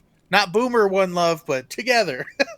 Yeah, Boomer One Love actually was terrible, dude. That was like the worst thing that they did. We're kind of like where we are now because of Boomer One Love sexually. But dude, boomers hoarded everything. They hoarded the pussy, they hoarded the money, they hoarded the houses, they hoarded the economy. Boomers fucked made us, the dude. freaking frogs gay. We're turning the freaking frogs gay. They did. But yeah. Oh, play. The British guy is saying me mom got killed by Hitler Because and he me doesn't dad find got it killed funny by. when you say Hitler's. I know I just paused right away, but Pierce Morgan here, he's about to make the point like, why would you say something so awful? Why would you just dismiss something that was so awful that happened? And I really shut up. I really like what Nick Fuentes says here, so I just wanted to stop before that. Very fucking I don't cool. care. He finds I it don't I know care. you don't care. Oh, Jews never they don't use that as a get out of jail free card. Oh, my Jewish friend wants to tell you something. Buy my bloody book. Me mom died in the Holocaust. Buy my book. That was crazy. That was just. Is this it's afterwards? Like beyond parody. Yeah. There's this 80-year-old guy at his kitchen to bitch about the Holocaust. Shut the fuck up. Does that guy care about America? Does that guy care about This me part, and my country yeah. and my family? No. He The guy cares what you, that's a the prominent problem. conservative in America, has to say about Adolf Hitler. And what do you mean by Hitler is very fucking cool? Because I think he's very fucking a monster. Okay. And that's a clip. I think he's very fucking a monster. Do you hear yourself? Yeah, I mean, do. can we all grow up? I do. Can we all grow He up? murdered That is 12 just million childish. people. He murdered 12 million Okay. people. What is very fucking cool about that? 12 million? I thought it was 6 million. It's 6 and some, but Maybe not even that much. I don't see how people don't understand. I think it's just such the scrambled brain of what you can and can't say. But Nick Fuentes saying that Hitler was cool, like, of course it's an awful and disgusting thing that Hitler did, right? And the Nazi Party, terrible things they did. They did atrocities. It's just awful. Japanese actually did worse. Yeah, exactly. Like just We don't talk about that ever. Yeah. But Japanese I were think terrible. him saying like they're cool is it's fascinating. It's a fascinating time in history. It's The uniforms, he says the makes a uniforms were joke- cool. Yeah, he makes the jokes like they look cool, which they do. They like do the look most, cool. Like buttoned up fucking army in the Did planet they that actually? ever existed. If you think the Nazi uniforms look bad, then you're in denial. Yeah, I think people are just taking it so out of context of what he actually like means. Yeah. You know, things can be cool that are terrible. You know what I mean? That, like, same thing when he talks about. I think Nick Fuentes. He likes Joseph Stalin a lot. Yeah. And Joseph Stalin, and he's infatuated with like what he accomplished in the time that he was there. That was the context of it. An industrial powerhouse in that short time. He dragged them into industrialization, which they didn't have, and he literally dragged the Soviet Union into that, like overnight, like in a half lifetime, which is cool. That's cool to do as a leader. Cool, but he could be a bad person still. We can acknowledge he's a bad person, but he did a cool thing. Some worse shit than Hitler in some aspects against his own people. Yeah, you know? Exactly. Yeah, it's intriguing and it's cool. So people just are stupid. Oh, I don't hear this, and I don't see what Piers Morgan's like trying to make it out to be. You know what I mean? They just want to take it out of context so they can. It's clickbait. He's clickbaiting this shit so hard. I think he generally disagrees with Nick Fuentes, but he doesn't. I think so too. He doesn't understand context. I think Piers Morgan is actually he's lost on the context of what he's saying. Right now, I don't agree with everything that Nick says, but I think there is a context that he could be joking. He's talking off the cuff, which is what President Trump does, and which I like. I actually appreciate that. I think that I like that people talk off the cuff. Is off the cuff talking. he wasn't talking like a politician. He was talking like a dude. That's how real people talk. You know? Yeah, exactly. Just talking like a normal person. I think Nick Fuentes is the exact same thing, but like he's more intellectual. Like his words, Nick Fuentes' words are like he's smarter with how he says things. Yeah. You know? Like Trump. Don't get me wrong. He can say some stupid shit. We've all heard it. He says some ridiculous off the cuff shit. But it's also taken out of context, like just because they want to clip him and like, you know, for sure. He's saying that's the wrong why he thing. brought even right here. He was like, "Oh, there's a clip." Thanks, Pierce. But yeah, tell me. The edits, it's just cool. The uniforms, the parades. How they bring it up here. It's cool as a guy. You look at Is that not cool looking? And it's fascinating, and it's interesting, and it's compelling, and it's cool. And, it's interesting and compelling. Tired of saying these that is the things. definition. We want to talk like extremely real people compelling. And give our honest opinions, and then we literally get an old Jewish guy from England who's going to say, "Oh, that's not very funny, mate. Me mom," and it's like. Shut up. Like, you know, no one is in favor of genocide. So let's just get that out of the way. We're not in favor of a Holocaust or genocide. Do you think if half your family had been wiped out by very fucking cool Hitler, you'd still think he was very fucking cool? I hate this or part would you with think Piers that Morgan, actually he was a despicable monster?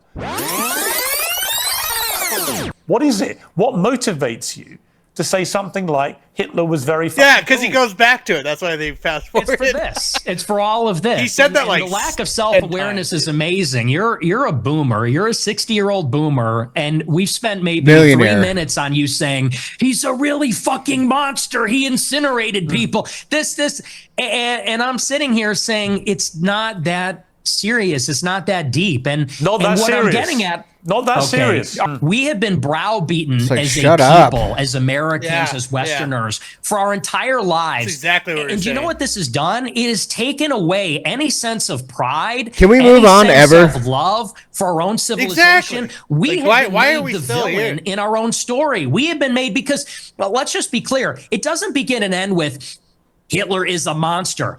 This has been the political narrative, which is why we have thrown open the borders. This is a political narrative, which is why we can't be a conservative society as a whole anymore, why we can't be proud of Europeans, why we can't be proud of being Christian, because they've told us if you're too white, and too proud, and too Christian, it's going to lead to a Holocaust. And so my generation, our entire lives, wait, no, it's true. And that's why is he interrupting him? That's why I'm popular, because this is bullshit. Because he doesn't want him to make his point. I feel like, that's why he's interrupting. That pissed me off. I think he's got a good point there, dude. It's like, we're like, everyone told us that you can't be proud of being where you're from. If it's white, then it's bad. That's what we've been told through our adult life. It wasn't so much when I was growing up in high school, but it was like, remember how white pride was like so bad? White pride is the worst thing, dude. Yeah. But like, you can have black pride, you got brown pride. Well, even like under Bush, and like I was pretty young, like Bush's first term and second. He had 2 terms, right? Yeah, his second term, I was still pretty young, but I had no feelings of this when I was little. But I know, like my super white as fuck little nephew he's gonna be getting some white guilt, from what he's learning on the internet and seeing clips of people like Pierce Morgan and shit just badgering it over and over. And like I'm feeling it as an adult because our adult lives has been that for so long. Yeah, for so long now. It's ridiculous. Well, he might not feel it now because it's changing. The cultural shift is happening. Gen Z males are definitely super right wing. Holy shit, they're right wing as fuck. Absolutely, and I actually am very proud of Gen Z in that aspect. I'm not proud of them for being like internet dumb, but I guess they're not internet dumb if they're a lot more right sided. I don't know where I'm going with that. But well, the women aren't right wing. That's where the women need to catch up because he brings up a point here, and I think this is why he says this is women shouldn't vote, which I disagree with. I think they should, but I do think he has a good argument though. I mean, have you seen what women say though? Like, so women like disproportionately vote for policies that let in third worlders. And then the men that live in your country are first worlders, and they have to fight against them. And then they're like, "Why aren't you protecting us?" And it's like, "Dude, you guys voted for this shit." And I don't know if they bring it up in here, but I think we've brought it up in the past. It's emotion over logic. Yeah. Women vote with emotion. Yeah, like these poor people. We gotta Boo vote this fucking who? rather than like fuck them. Well, I mean, I think there's me personally. I'm not gonna flee America. I'm not gonna do that. No, me neither. I will stay here and defend my country because I love my country. I don't love my government, but I love my country, and exactly. I'm not gonna leave where I'm from. That's like Ben Shapiro. He was saying, if you can't afford where you live at, then you need to just move. That's what Ben Shapiro says. Yeah. You shouldn't. If you can't afford to where you grew up at, then you need to move. Yeah. Fuck you. Get the fuck out of my country. People, yeah. Ben Shapiro's a bitch, dude. Fuck. Well, Ben he's Shapiro. not America first. He's fucking Jew first. Yeah. He's a dirty fucking Jew, dude. I wish I had my soundboard still. Jew. Jew. Dude, this was such a good debate. And I think overall, of course, the haters of Nick Fuentes are going to hate Nick Fuentes no matter what he says or what logic he brings in to what he says. But I think Pierce Morgan looked really bad here. He looked like shit. I think he looked really bad. Like, wow, this guy is really, I feel like some minds maybe have been changed on this one. Like, Pierce Morgan's just kind of, like, picking just, like, the small shit. Trying to make this guy look bad. But you want me to continue it? In this video? Yeah, we can if you want. We can skip through it. Just kind of skip through it. Let's see where we're at. Played it like 1.5 times or something like that. So it goes a little faster.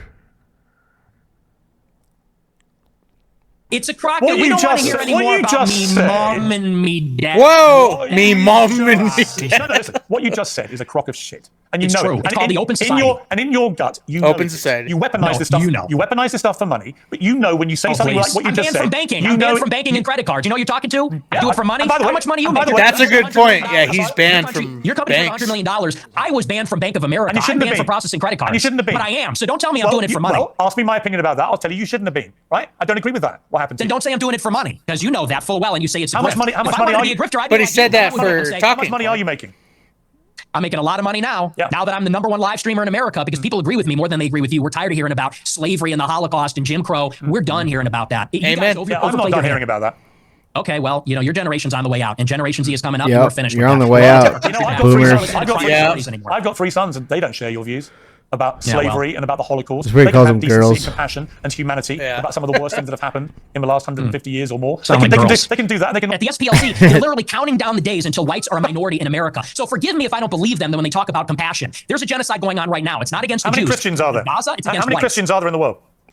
Like me. 1 point some billion. Yeah, 2 how many- All billion. right. This part I do remember. This part kind of ticked me off a little bit because Pierce Morgan is right that we are in the billions with Christianity, but I think the whole point that Nick Fuentes is trying to say is the push to get Christianity out is higher than it has been in a long time. Even though more, like, have you seen Africa recently? There's genocides going on in Africa. Yeah, killing dude. Christians.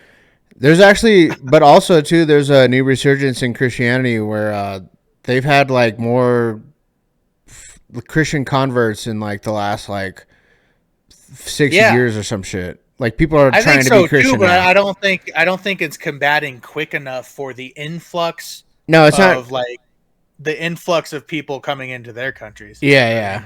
No, you're right. I don't think it's fast enough. I think so. The decline.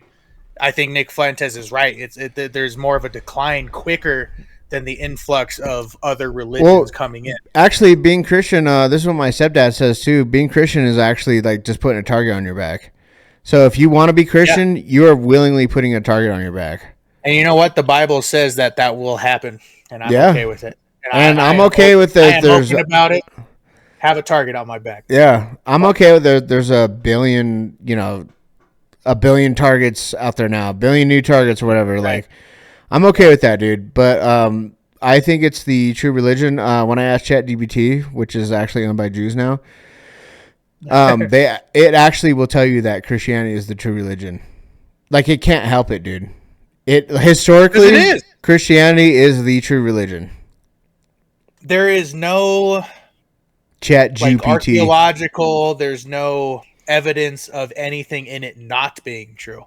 Yeah, Jesus actually was a real man. He existed. Anything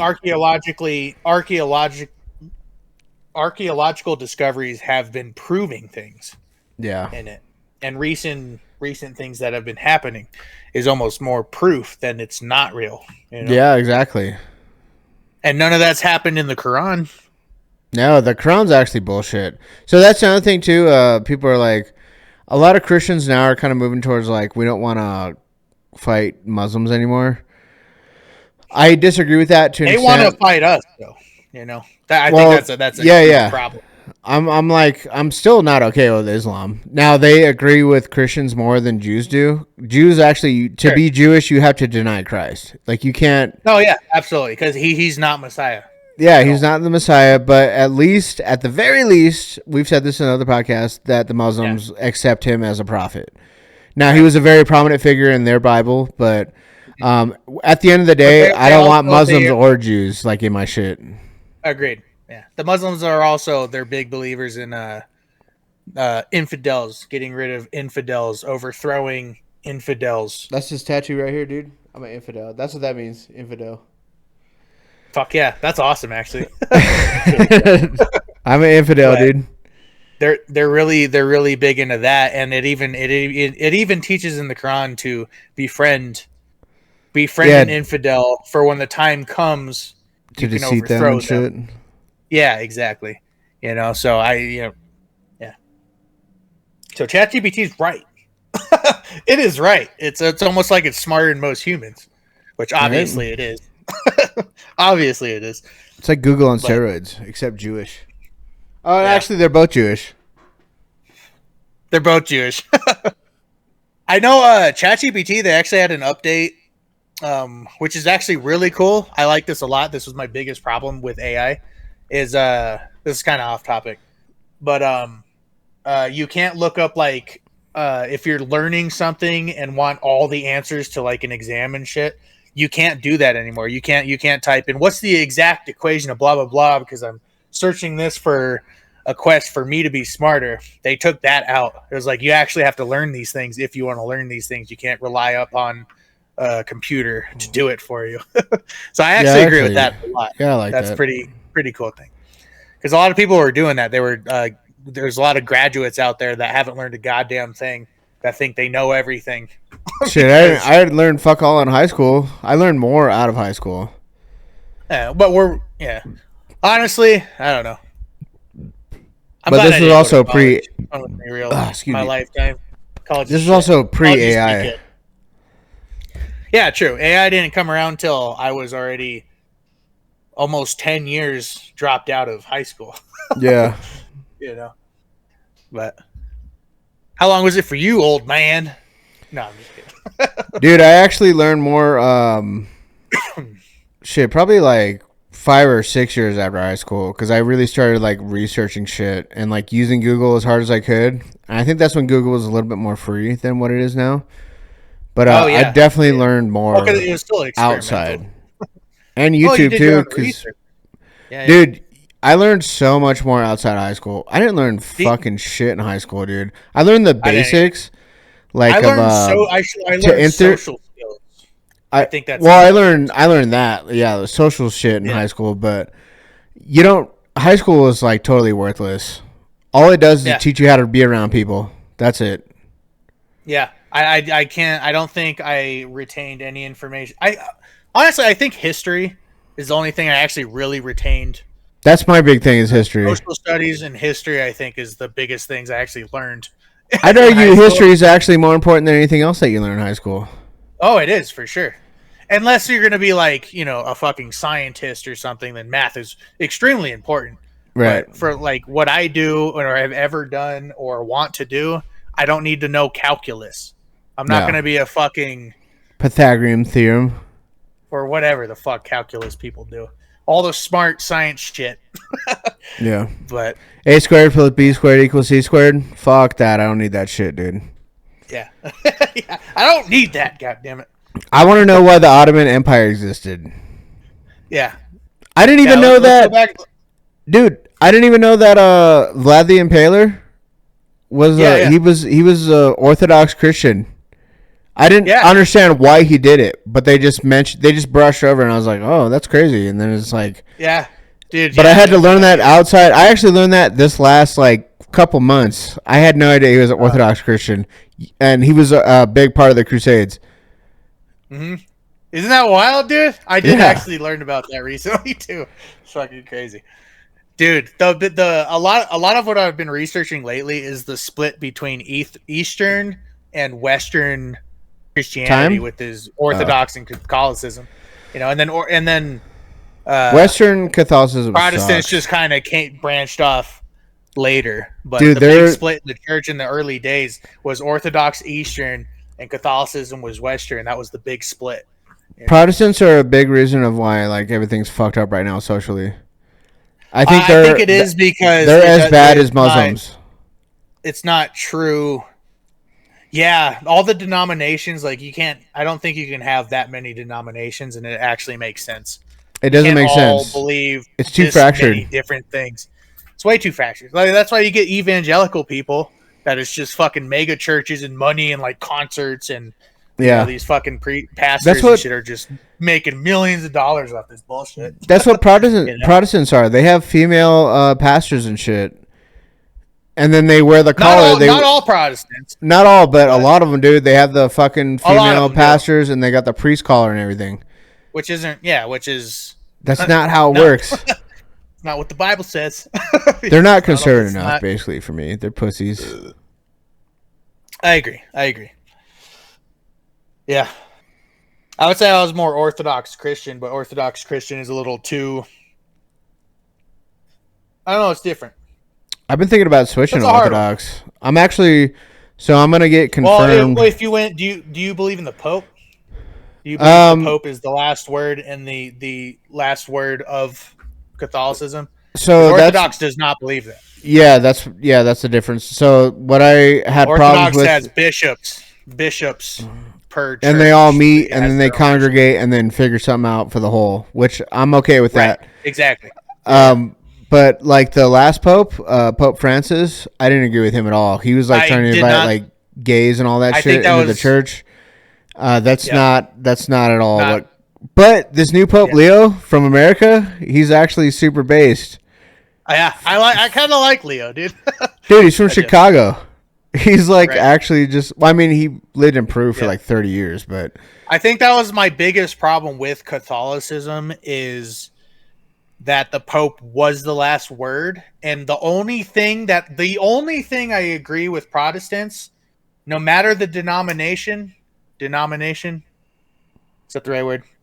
yes, No matter if you're Baptist or evangelical or blah blah blah or blah blah blah. The only thing that Protestants that I do believe in is that there can be leader error.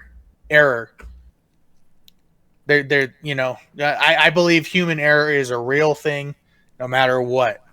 So I think there can be Pope error, but all I the agree with that. denominations is a problem, and that's the only problem with Catholicism I has is the Pope has the last word, and what the Pope says is what is.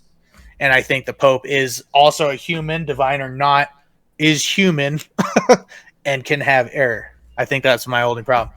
That's why I went more Orthodox, because the Pope doesn't have the final say. There is the group of bishops, the churches of bishops that congregate together. I think. You know what I mean? I think Pope Leo just had a meeting to unify the Orthodox and Catholic churches. I think he actually just had a meeting. Done. I think that needs to be done. Yeah, because that's what they're trying to do is just be like, yo, we're like the same, but I mean, we got a couple differences, but we're pretty much the same bros. Pretty much. I mean, there is some pretty extreme differences, that being one of them. I can't off the top of my tongue, not being literate in all of, religious differences. But I want to say there's at least 3 extremes between the two. Not extremes, but 3 big differences. Three very prominent differences. Yeah, there's a couple differences, but they're like basically. But for the most part, dude. it is traditional. Like Orthodox is. You could go to Orthodox church as a Catholic. Than Catholicism. Yeah, I agree with that. But you can go to an Orthodox church as a Catholic, and it would feel like the same thing. Oh yeah, for sure. Yeah, Walk in, you holy water, Father, Son, Holy Spirit. Yeah, you get it. Yeah, it's very with you, all that stuff. I want to go to one. I want to actually just be an ally. I think I want to stay Catholic because I'm actually. Sure. I think I am probably more Catholic than ever after going to. Protestant I haven't church? been to church in a long time, and I went to a Protestant church, and I don't know if it's Baptist. I don't know. It's not evangelical, but it's a lot more like music and like, oh, praise the Lord, and then music in the background. Oh, it's like, yeah. But there's only like 20 of us, maybe. So it's like you feel really close with all the people around you. So it was a great feeling, and I loved it. And my sister's a lot more new into it, and I wanted to be there for her to like. That's right. You guys did go to church. Yeah, you were telling me your younger sister was trying to go there. Yeah, and she's new into like learning Christ, and I think this is her foothold to get there. So I'm like, sick. I'm gonna support you all the way. I'll fucking praise. Like we sat there, raised our hands, Come with me to my church. While Does she want to? Dude. I grew up Catholic church. You go to Catholic church, right? Yeah. Does she want to veil? Would she veil? Like wear a veil and shit? She doesn't have to, but would she? She's not there yet. No. She might actually get into it because it looks sick, dude. When everybody's veiled up, hey, she's in some hard times now. I'm not going to get into specifics. Yeah. I don't think she would do that even now. Okay, maybe eventually. Veil's very fair. That's maybe eventually, maybe years down the road. That's fair. I'm all into traditional, but just knowing my sisters, Yeah. I mean, shit, know me, dude. I'm covered in tattoos, and I got to go to church, and I look so out of place there. Dude, well, this church, the reason I think I like this one, I think the reason why I fit in is my own addictions, and all the pastors are addicts, ex-addicts, and shit. You know what I mean? So it's just like, we found a way to stop being addicted through Jesus, and it felt good. One was a heroin addict, 2 of them are alcoholics. I was like, I feel like I fit in. Yeah. No, it just felt really good. It felt really good. But traditionally, that's what I strive for, or attract to, I should say. Yeah. But I like the hardcore. Dude, I don't know. I've never been to a Protestant church. That was the first time, and it was different. It was different than any other church experience I've had. I was like, what is this? There's only like, 15 of us, 15, 20 maybe. A bunch of empty seats, dude, in this whole building. Yeah. But it was just like very personal feeling, It was welcoming. It was welcoming.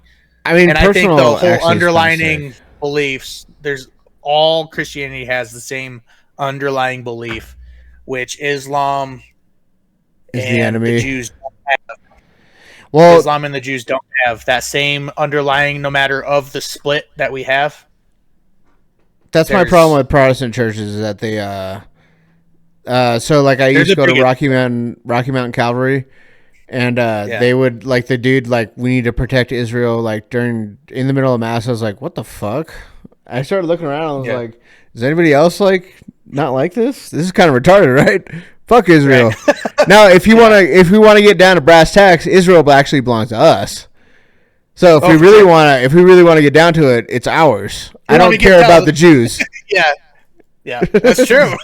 Yeah, you wouldn't exist without us, right? Yeah, not in today's eyes.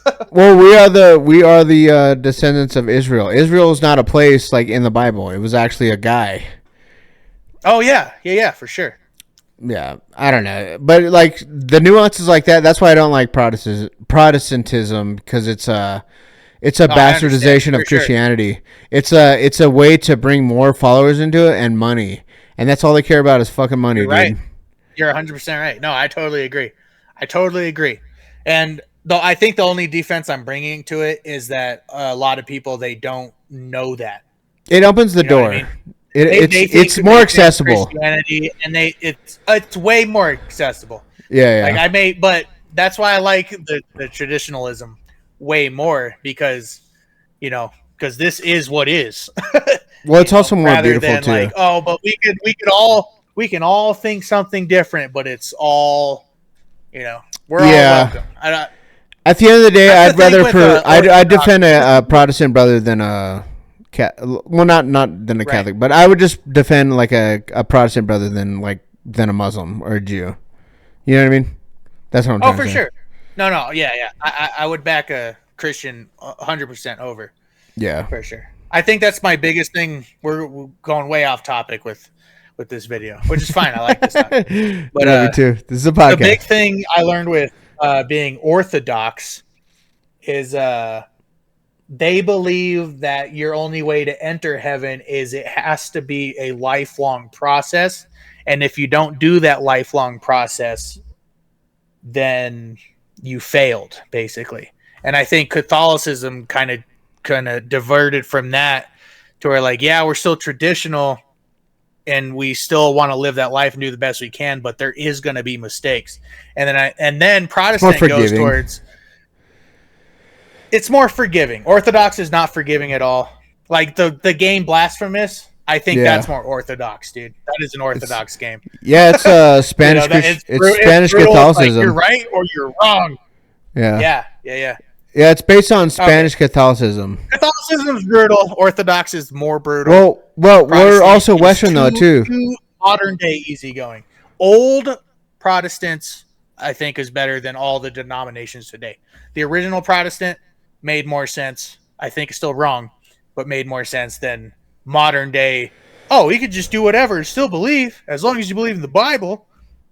Don't have to live it as long as you read the scripture. Well, then it goes completely off. Well, then you could just say that, older fucking Catholicism is better than, because so what it is it's based on blasphemous is based on Spanish Catholicism. So Catholicism is actually different in European Western countries. So it's actually a little bit more hardcore. Yeah. So when we live here though, in the United States, our American Catholicism is not hardcore like it is in Europe. Or even Mexican Catholicism is actually pretty hardcore. But for some reason the US, because we let in everybody, it's not as good as it should be. You relax with it. Yeah. I agree. Yeah. I think our I don't know. Our relaxed society has made some minds retarded. Just I don't know, retarded. That's the word I was thinking of, dude. I don't know. Just you can't be. I don't know. That's why I think tradition is so important, and I think that's why I'm leaning towards Catholicism. And I was Orthodox Christian until I learned deeper into it, and I think that is just way too much, like too harsh. You know, Too harsh. It's like I actually want to hear about strong. that. It's pretty strong. No. Let's do it in a different podcast. I want to talk about we should do like a religious podcast, dude. Let's do it, dude. Or being Orthodox is pretty intense for when that's what I've heard. And the videos I've seen. But that's why I leaned into it, because I only knew like it's between the Pope and not having a Pope was the biggest underlying thing that I knew. They don't believe in papal authority. Yeah. Well, they also believe in like even the like bishops can be incorrect. You know what I mean? But no, that's Protestants. Protestants don't believe in leadership. Even though they got a pastor that makes a bunch of money. Right. Yeah. I don't like that he makes a bunch of money, dude, like being at church. It's just scripture. Oh, this is a good way of putting it, actually. They believe in just Protestants believe, no matter what the denomination is, Protestants believe that scripture is right and everything that is in scripture is right. The only problem is it's who is determining what is like their own decisions of what is right about the Bible. How do they interpret it? Rather than they interpret it a certain way. So there's so many different mindsets and brains of humans that sounds Jewish. Can go so many different directions. Yeah, it sounds Jewish. That's what the Talmud is. The Talmud I would almost say like the Jewish believe very specific tradition. They believe this. Well, they have the Talmud though, which is an interpretation of Jewish law, and it's like super fucked up. Interpretation I think is a big problem with Protestant. That's why rabbinic so Judaism. Yeah, right. Yeah. So yeah, same problem. There's so many different definitions of Protestants that I think it's human error, and that's more traditional for sure. Too much human error in Protestants. Too much. Sure. It's too much, dude. It's such a good topic. We should totally. Yeah, we should definitely do make that. Just a separate show and just do some more research and just talk strictly about Protestants, Catholics, and Orthodox. Yeah. Those are the three big ones in Christianity. Those are the three defining characters of all Christians. I'm actually super down because I want to learn more about it and I want to interpret it in my own way. Now, I would like to get the correct interpretation, but what is actually correct? Because there's so many people in the world. But that's the thing in my head is I don't think there is. I don't think there is either. I think there is a correct. There is the correct, but I don't think any of us as living beings can actually make that definition. As far as I know, I think we can go off tradition in the Bible. Tradition in the Bible, I think, is the best way we can do it. Yeah, as a Catholic, what I see in the Bible, I'm thinking like, this is how it was written. It's the word of the Lord, and that's this is the baseline we have to follow. Now we can interpret it, I guess, how we want to, but that's not how it's supposed to be. But it's up to us, I guess, to figure out the interpretation. Yeah, you could make a mistake, and then I didn't interpret it right. So, right, and that's why we got to research it. Yeah, what's too strict and what's too eased. Yeah. Like Orthodox may be too strict, even though I still believe probably more so of Orthodox. Well, that's what we'll get into. I like Orthodox. I think they're cool ass people. I like the artwork too. That Protestant is too off the chain a bit, for sure. My mom's calling me, dude. She always calls we'll get into me. that. I can keep him busy, dude. Do you want to answer? Hello. Hey. All right, fuckers. We're gonna jump a little bit on this. What did you say?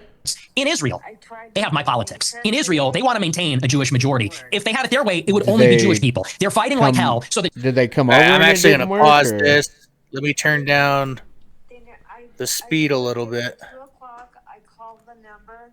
We're going back to Nick We Fuentes, are though. losing as a civilization of mass migration, and here's the difference. Here we go, What mass you're losing. migration. When you This say, is "Who good. am I?" Actually, you know what? We're gonna move on. We're done with Nick Fuentes. Yeah. We're gonna move on. So I'm gonna. There's currently no drivers available. Little good news. We're not going. We'll talk to this. So these are the indigenous people of Canada. And these people, so I don't know if you guys have heard anything about what's going on in Canada with Alberta and Saskatchewan. And I heard in the past it was Quebec. This is completely off topic of Quebec. But Alberta is trying to secede from Canada, or they're trying to figure out the votes. Saskatchewan is also trying to secede. Not necessarily secede, but I don't know. They're trying to break. We got some stats. We'll go over a little couple stats here. I tried to call that man. That came over, but I Has separatism gone mainstream in Alberta? You can see they got big billboards going on with that. No, I remember. So new Alberta law makes it easier to push a referendum on independence. So Just a gay guy. that's basically what we're going to be talking about here is Alberta's law to push for independence. He, him, his, her. And then we'll come down here. And I also got some notes. Just going to flash them for a second. Oh, shit. Okay. Flash them. We got some notes that we're going to talk about here. Uh-oh. I was bummed. Messed that up. I was gonna go see the movie. But anyways, let's read a little bit down here. What, do you want to go tomorrow? I don't think. So we can in go tomorrow 2026, if you want. it is shaping up as a potential year for a referendum on Alberta independence if signature thresholds are met. Even if a ballot question happens, legal hurdles How early? and border public opinion will strongly influence whether separation gains traction or fizzles. So 2026 is actually going to be a really huge year for Alberta and Saskatchewan. Excuse me. So federal and provincial responses from Ottawa within Alberta, Saskatchewan will be central to the issue's evolution. If he can drive you, then. So I know it's the all of let's look up West. Like a 9:15. Okay. Let's look up. Sound like a plan? Yep. And then I'll call Z Trip and actually figure it out. Let's do Canada and all provinces. So this will kind of give us a general view of all the provinces. That's not a good one. This will be a good one. What can I do for you? But I had never give me an option. Goddamn fuck! To an agent, and even like if you There we go. another question, just on the line, All right. and then So just to put dead silent. fuck, And eventually I don't know how to use Google. Well, understand it. I'm not good at the Google. Google. Can't figure out how to do it on the app. Here, I got an idea. yeah, we'll do it by the app. No, we'll figure it out. Not trying to get too I'll far call till we that get one our guy boy in here. From the But I resources just want to team. put you guys Hey, to man. our viewers that are actually Yeah, watching. this shit's kind of messed Our up, watching so viewers. I'll I just call want to them, bring up a and they're not picture working. of So I'll call them myself and see if I can't work it out. But what we're about to be talking about. if that doesn't work again, then we'll call him and be like, "We need you guys to." Yeah, fix Cyberpunk, dude. The thing is, at 1:30, Here we go. to ride for pickup at 2 o'clock, and I got a call. All right, guys. Like So here we can actually zoom in after a little bit. So this is the whole of Canada. These are all the provinces, not including Alaska, of course, or Iceland. So all the colored places. So you got Yukon, Northwest Territories, Nunavut, which nobody lives in that province. Nobody lives in that province. British Columbia. So we're talking about Alberta. Okay, I'm pointing if I can't, in the wrong areas. So Alberta, right here, and Saskatchewan, I'm not sure. are proceeding to try and secede from the whole of Canada, which is crazy. Quebec right here, and you can see where Ottawa is. So Ontario. Uber has a program. So for think that. of, if we're gonna go into America, They might. think of Alberta as Texas, So Alberta is Texas, and then think of Ontario as Washington, right? That's good. So Washington has all the federal power, and they basically take in and distribute pretty much what the whole of West Canada has, which is where all their resources is Alberta, British Columbia, and Saskatchewan. I don't know about British Columbia. I don't know. Yukon and all that, I don't know much about that. I didn't think you have a. I know Quebec, they tried to secede. I don't know, a long time ago. It took about 10 years and it failed. But this is brand new news, so we're going to go read more about that shit. So, federal and provincial responses from ADIA and within Alberta. Saskatchewan will be central to issues evolution. I am using ChatGPT to get kind of some of these stats. I did find some stats here. Medicaid card? So here's a rough database picture of how money Alberta sends the federal government versus how much it gets back. Especially compared to what its resource economy generates, Alberta is a net contributor to the federal government.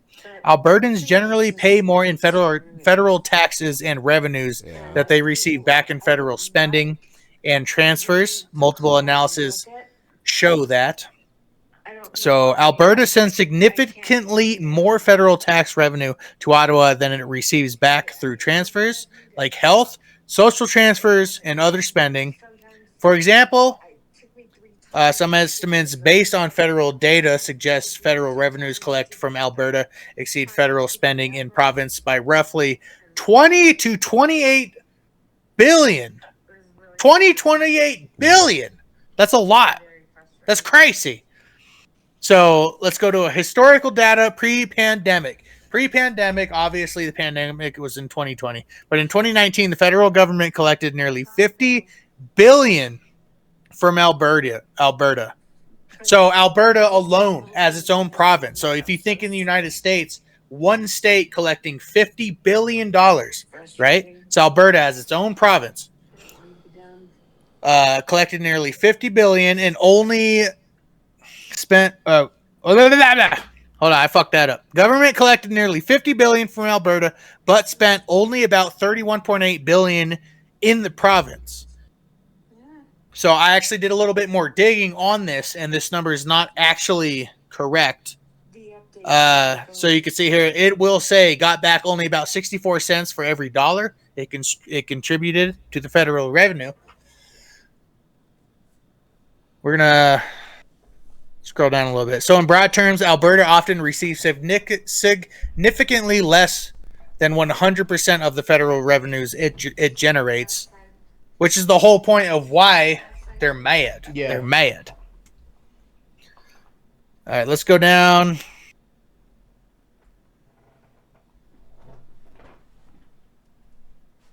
All right, we're just going to wait.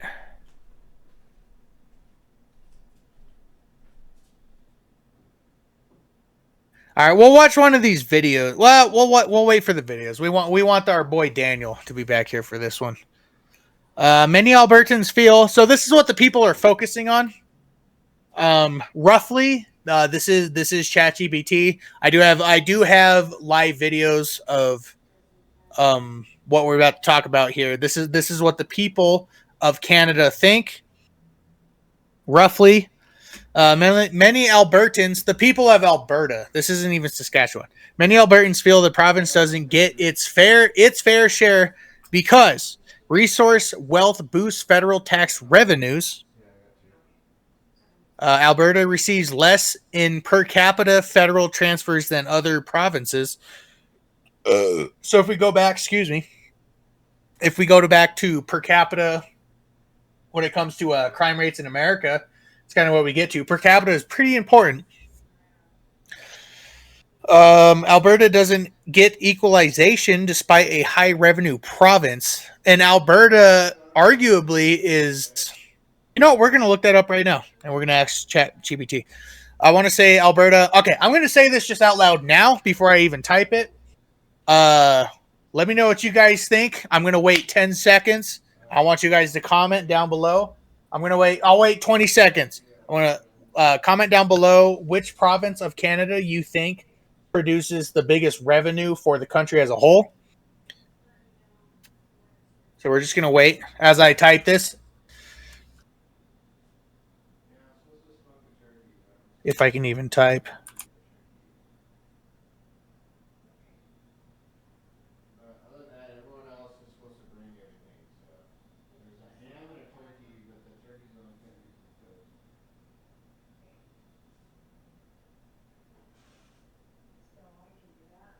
So here, guys, just typing like an idiot to my visual viewers. I'm sorry. And I can't spell shit, bitch! Which province in Canada produces the biggest revenue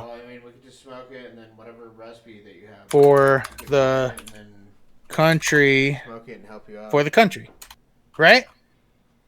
So that would be a good question. So which province in Canada produces the biggest revenue for the country? Idiots didn't even help me, so I'm going to say I'm Alberta. not doing anything. Ow! Hold on. So let's go back to this real quick. What does this actually say? Alberta doesn't... Probably around 5 or 6. Oh, it's a high revenue province. So it'll be 5 or All right. 6 this Whoa! Saturday, and then There we go. So Ontario, it'll be ham, Quebec, and then turkey, Alberta whatever is size that third. Saturday. All right. So we're going to be fair. Not being we don't not the liberal Ontario, not a fan. All right. We're gonna be fair. They produce number one in the provincial GDP of Canada. So we're gonna be fair, and we're gonna give Ontario number one. So the largest provincial GDP in Canada is roughly 38 to 40% of the national GDP. I'm back. Well, I guess that's obvious because welcome back. We saved all the videos for you, dude.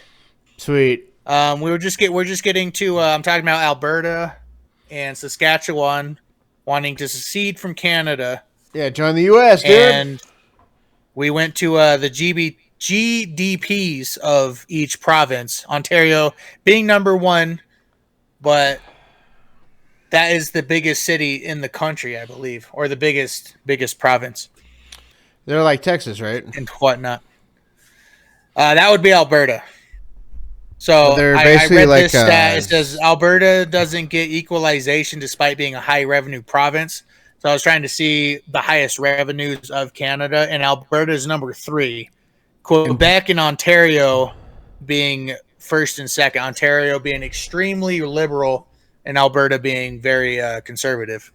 And provinces are basically like states, right? Like that's their equivalent to states, right? Yeah.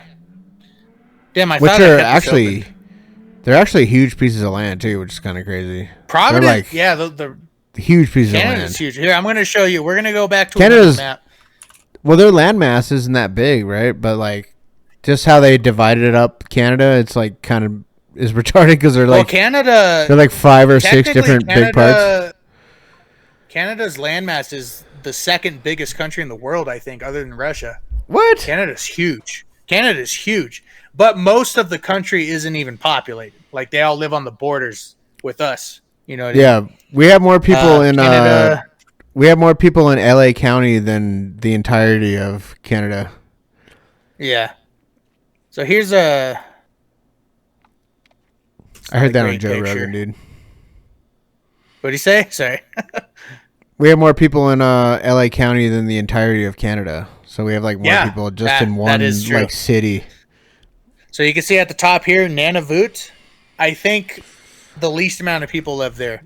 That's like danger territory. I can see that. Ontario here is basically Washington for the United States, and then Alberta is the Texas. Alberta and Saskatchewan. This is where the whole this is what is happening. That's a big now, chunk. Is them trying to secede. That's a huge chunk, and Alberta has the most resources, just like Texas has the most like oil reserves and resources for the United States. Alberta is Texas in that aspect, and Saskatchewan as well. Greenland too is just north of Newfoundland. Yeah, right? Greenland's like right here. Yeah, Greenland's right like here, which super is huge. close. Very close, very close. So it's basically like a west and east breakoff. So I don't know if like British Columbia would follow Alberta and Saskatchewan, or There's no talk about Yukon, Northwest Territories, which nobody lives. Everybody lives here. Ottawa has the biggest population and is the federal government city of Canada. Yes. Yeah, that's the feds of Look Canada. at the Scottish flag right there. You see it? See the Scottish flag? The blue and the stripe? The blue stripes? I don't see it. Yeah, right there. You were right on it. Right above that one. The red one. The red British Columbia looking. Yeah, that one right there. Oh. Nope. Go back to the right. It's white and blue stripes. One down. Oh, this one. That's basically the Scottish flag. I'm retarded. I'm geographically retarded. It's basically a Scottish flag, dude. That's crazy.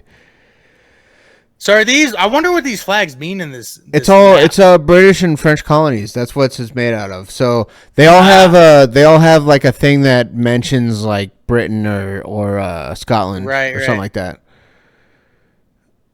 There's a better map. See how the red one underneath the. Is that Newfoundland? But the one underneath it, that's basically a British flag. That's like what the one. That's like Australia. This one as well. Australia or New Zealand. It kind of looks like that. New Zealand. Yeah. Except it's like blue or something. Yeah. Oh, that's right. Well, shit. Yeah, and they got another one Shitty too that parks. looks like it. Yeah, they got a lot more provinces as I thought as I'm looking at this. It's crazy that they're like a white majority country, but they're letting in a bunch of Indians. It basically looks like India Until and Pakistan. you get here, dude, this is the French majority right here. I want to say Yeah, Ontario, they're all half Frenchies. of Ontario and over. Quebec, I know, is they speak French in Quebec. It's actually. So I'm assuming these guys do too. It's Quebec. Say it right, Quebec. dude. It's actually Quebec. Yeah, I don't want to disrespect you Canadians on the Quebec side. Yeah, you dirty French bastards. But anyway, so we're gonna watch a few shorts, and then we'll get into some statistics. I already read a few of them just to catch you up, Daniel. Little quick catch up. So in 2026 is shaping up as a potential year for a referendum on Alberta independence if signature thresholds are met. Even if a ballot question happens, legal hurdles and border public opinion will strongly influence whether separation gains traction or fizzles. Won't happen. It won't happen, dude. I don't know. They never pass anything, dude. So Quebec did a similar thing. I don't know when it happened, but it lasted like 10 years, and it never happened. But apparently Alberta and Saskatchewan have been planning this for a long time, and some of the people are for it. You got the stats here somewhere for it. It's like, I want to say it's at least like, around 30 to 36% of Alberta and Saskatchewan have expressed support for leaving Canada fully. Almost 40% fully want to leave. However, even among those who want to vote, far fewer who would actually vote for a separation. So, we'll see. Anyway, so this is the indigenous people of Indians. These are the Indians of Canada, which I met some Indians of Alaska. Basically the same thing. Yeah, they're all the same. We're the same everywhere, dude. It is same. We're North America. We're same. Dude, by the way, I got these Velos. I just want to put this out there. The smooth, it smells like popcorn, dude. I don't like it. Ooh, no? I think that would be awesome. Are they? It smells like popcorn, dude. It's weird. I'll take it. I'll take it off your hands, dude. No, I'm just kidding. I don't need that nicotine, dude. Even though I really enjoyed it hanging out. I was pretty hammered and enjoying the pouches. Yeah, till like 8 o'clock in the morning. That was pretty crazy. Yeah, that's what was keeping me up. It was the fucking nicotine high, dude. Not even on nose beers. Yeah, just beer and nicotine. Just beer and being bros. Liquor, bros, nicotine, and music, dude. Yeah. But all right, well, this is Alberta's First Nations, and they are not happy about this announcement. They're just not happy. Going anywhere. And if you feel that you have problems with First Nations, you could leave. Danielle Smith's talk of a potential Alberta. You could leave. You got conquered. Those who don't know, Danielle Smith is the premier of Alberta, which is basically like Danielle or Daniel. Danielle. Danielle referendum Smith. in 2026 has Indigenous leaders furious. Some have even threatened to stop any energy development and exploration on their lands until their voices are heard. This is treaty country, and any That's what it is. They have large treaties with on the federal government. Yeah. Of Canada. Yeah, they don't want to get defunded. That's all they're worried about. Yeah. They're getting money. They don't want this shit. The gravy train's about to end, Squanto. Yeah. is really insanity. The Squanto! reality is, the chief's concerns will need to be heard in any separation conversation. And that's because Look how big Alberta is. It's huge. Just for a Huge. second here. Let's compare this province to a state. That's a massive piece of land, dude. It's huge, dude. It's not as big as Texas. It may be like it's size of Montana down there. It's Big huge. as fuck, dude. Massive. the entire province. Saskatchewan as well. If those two were to secede and then come to as 51st, 52nd states, Saskatchewan. Juggernauts of resources in Canada. I mean, I can see why they don't want it to treaty leave. territory. Look at these treaty territories. Fuck, Treaty 8's crazy. Dead ass. Huge. That's why they don't want it. Look, they got treaties with the federal government. Or national parks. Keep in mind, the logistics of Quebec's separation took decades to finalize before fizzling, and since then, Canada has only further acknowledged Indigenous people have the right to self-determination. We're not going. Really? They're already conquered. I mean, they shouldn't. I mean, I understand that, like, we're not going anywhere, and, like, they kind of have, like, a treaty. I get that, Sure. but, they don't have to lose that necessarily. no, I mean, just join us, dude. I mean, we'll take care of you. We've been taking care of, well, actually, I could argue that we have not were a actually little taken good. harsher on our. We didn't take good care of our Indians, dude. We fucked up. Our Indians got If you see over history, you see like their chunk of land went doot, doot, doot, boop. dude. Our tiny Indians part. here got fucked, dude. They are in modern day. They are ghetto alcoholics. Yeah, In the that's United basically what I am, dude. I'm a ghetto alcoholic, dude. That's where I can get all my booze drinking from, dude. Is the Navajo and Cherokee in my blood. Yeah, I blame my Shawnee blood for being an alcoholic, dude. Yeah. Not fair. No, it's not fair. I got a Tinkies. I'll watch this one real quick. Go Tanks. Sorry. This might Avs play are- on loop real quick, but I'm gonna go pee. Avs are winning, dude. No, they're about to start, but they probably will win because they're pretty good. Hell yeah. All right, I'm Why gonna is play my camera this, not focusing? and it might loop, but I gotta pee. About all this talk about Alberta becoming a separate province, separate country. Oh boy, now you got me on the spot here. I want Canada to stay together. That's what I'm true blue Canadian, our family. It means everything to be Canadian. True I feel blue. like we've just supported the rest of the country long enough. Now it's time to look after ourselves. Yeah, I think it's a good idea. I think it's economically good. We'll have control of our own pipelines and make our own decisions instead of being puppets to Ottawa.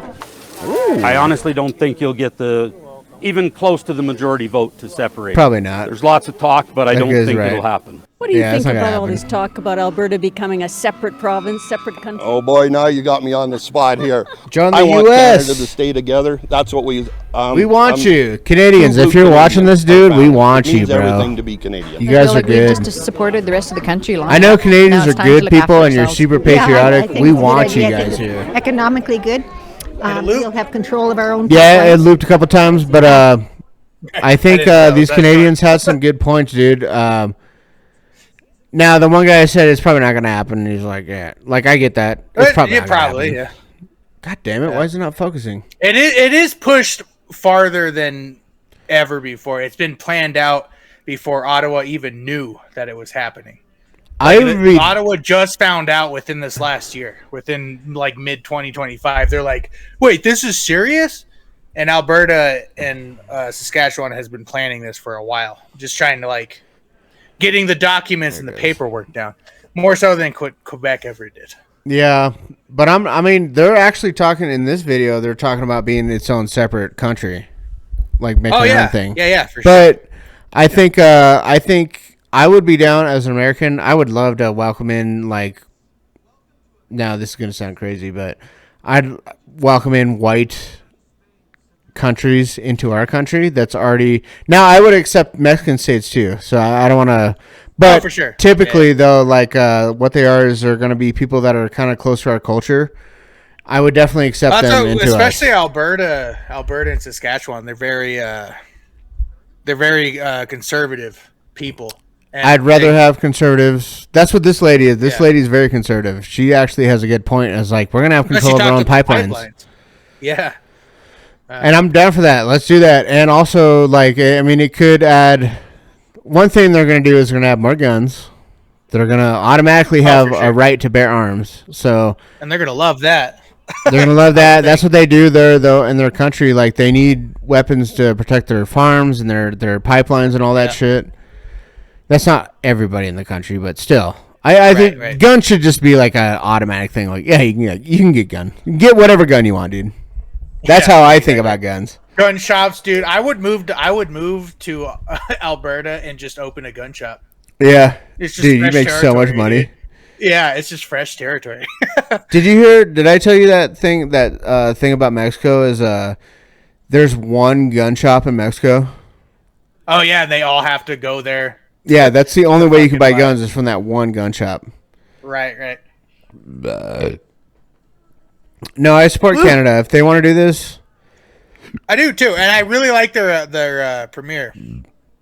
And I'd rather add 1 star to our flag than like no stars. You know, I don't want to subtract stars. I'd rather not lose California, even though they're like pieces of shit. But maybe we can give them California, and then we can get Alberta. We'll trade Alberta for California. I'm totally down. Dude. California They'll be landlocked sucks by the United States. Yeah, you can have a Washington up there too. Yeah. Well, also, well, Seattle's pretty shitty. Washington's kind of shitty, but Portland, Oregon, shitty as fuck. Yeah. I don't know. This puts in a little bit more perspective. We'll kind of jump through this. It's only 2 minutes. And then I just got the actual stats. I wrote down some actual stats here. Or typed down, I should say. But this is the actual premiere talking about it, and she's so based. I love her, dude. I love her! I want to fuck her! Argues a recent by-election is proof Daniela? Alberta's separatist movement has never had more support, pointing to one rural riding where the Alberta Republican Party earned about 17% of the vote. I take that seriously, and I hope that the federal government takes that seriously. This is almost a year old, by the way. Separatist This one's sentiments fairly were old. created by Ottawa. She argues it's up to the federal government to fix it, pitching proposals like coast-to-coast oil and gas shipping access. If they make the changes that we're requesting, then I suspect they can take the air out of that movement. Federal Minister Chrystia Freeland also spoke at the What are you talking about? She points to incoming legislation that gives Ottawa the power to fast-track projects intended to boost the national economy. She says Ottawa wants to build with Alberta. That's going to be They great don't for though, Alberta. dude. I It's should have gonna brought up be videos. great. I should have brought up videos of Mark Carney throwing a fucking hissy fit about. He's not even from Canada. I can't believe they voted for that guy. He's not even from Canada. Yeah, he's a British banker. Yeah. That's so crazy that they're like, yeah, dude, take control of our country because we're gay and we're cucks. He was just the best next liberal in line, and apparently They fucked up with I that don't know. faggot. Yeah, they fucked up. You traded Trudeau for Carney. God damn. You went from I would've shit kept to fucking Trudeau, dog dude. shit. Yeah, I would have kept Trudeau. For all of Canada. And I think that's actually what Albertans want. I think it's what Canadians want. Former Deputy Premier Thomas Lukaszuk says he believes the Alberta Republican It's Party also failed to white snag a seat in the liberals legislature arguing for over a this. reason. They want this. Dude, it really is. Well, you think of the demographic of Canada. It's in mostly general. white. Yeah, it's mostly It's just white. white people. It's liberal whites and it's conservative whites. Like it's West versus East in that country, dude. Yeah. It is. America is very liberal on the far west and far right, but everything in between is a lot more conservative, you know. Yeah, it's But insanely in conservative. Canada, the west is very conservative and the east is very, very liberal. So it's different demographic, which is kind of crazy. Talking about separatism, sovereignty, becoming a 51st state, all of that. They just don't want to hear about this anymore. So I will say, so Donald Trump, he didn't say, I guess he did say it. So this has been in the workings for like years to be separate from Canada, be their own sovereign country. And then Donald Trump was like, join us. They could become a 51st state. Canada could be. And then so that kind of lit a fire under Albertans in Saskatchewan. They're like, we totally could. We could join the U.S. So it's like a huge chunk of the people that live in those provinces are like, fuck yeah, let's become American. Yeah. And a lot of people are saying no, but they want to remain Canadian, which I'm okay with. Like, I understand that people want their sovereignty, like they want to be this and that, but like the greatest, like I mean, like how I look at the U.S., like the greatest thing that you could be is American. Now I know that's like my supremacy, like talking like through, but I would rather be American than anything else. Well, you got to think of the powers that our states have separately, like how much decision making separately each state. Oh yeah, has. yeah. It's so free. It's so free. Provinces don't have that in Canada at all. Yeah. So Alberta, like they do all the work for all these resources, and the money goes to Ottawa, and they get like this. It's a fraction back, and I actually have the stats for that here in a second. And that's what they're mad about. They are the backbone of the country, and they're not getting shit back. Not enough, at least. They feel taken advantage of. Which they probably are, actually. That's what they do. That's what liberals do, is they take advantage of you, they use you up, and then they throw you away. Dude, Ottawa sucks, dude. Fuck that. Fuck Ottawa. It's Washington, dude. We should take national hockey teams away from Canada. They'd probably really throw a fit over that. Oh, for sure. Dude, that's hardcore. Canada would be so mad. No, a Canadian team has not won the Stanley Cup in like, dude, it's probably been like 40 years or something like that. 30 years. I think we did one of our pods a while ago. I think at beginning of the year. It was like the national hockey game between the U.S. and Canada. Oh yeah, and everybody was booing the U.S. and then the U.S. just whooped their ass. Well, they still beat us, but they barely beat us. They did beat us? Oh, yeah, they beat us. I had that memory wrong then. Our Americans were beating the fuck out of their Canadian players. Yeah. Oh yeah, it was a lot of fights. There's a lot of fights. Which is actually sick. I like the rivalry. I love that. That's actually sick. Yeah. I love that. But we're like good at your sport, dude. We are good at your sport. Yeah. Dude, hockey's my favorite sport. Just ever. In my opinion. That is my sport, is hockey. It's pretty sick. My sport's baseball, but I like hockey. Dude, hockey's a close second, and then I love football too. Than baseball. American football is too close to rugby. There's nothing like baseball. Well, football came before rugby, though. Did it? Yeah, it's American like as fuck.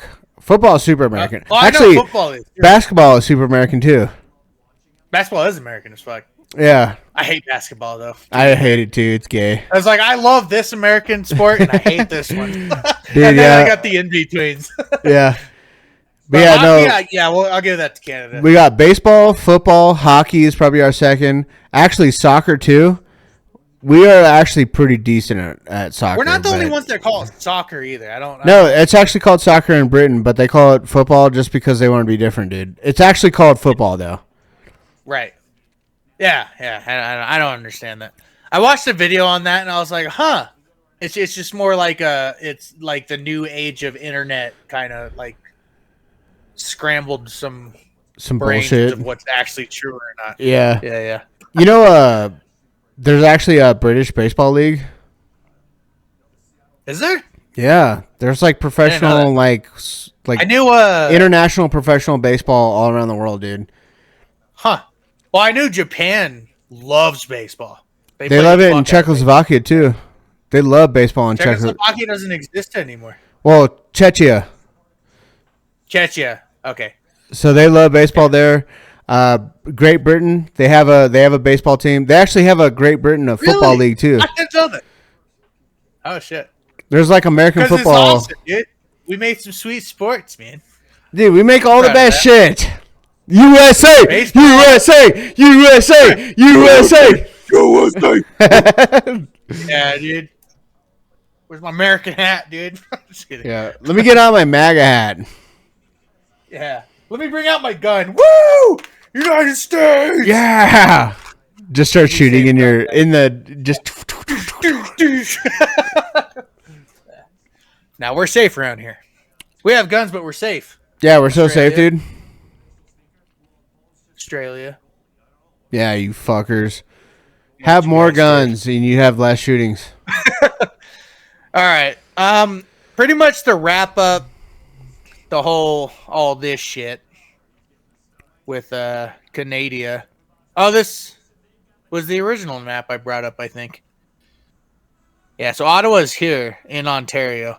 There's Toronto. Ottawa is the Washington of Canada. But anywho's a Muppets.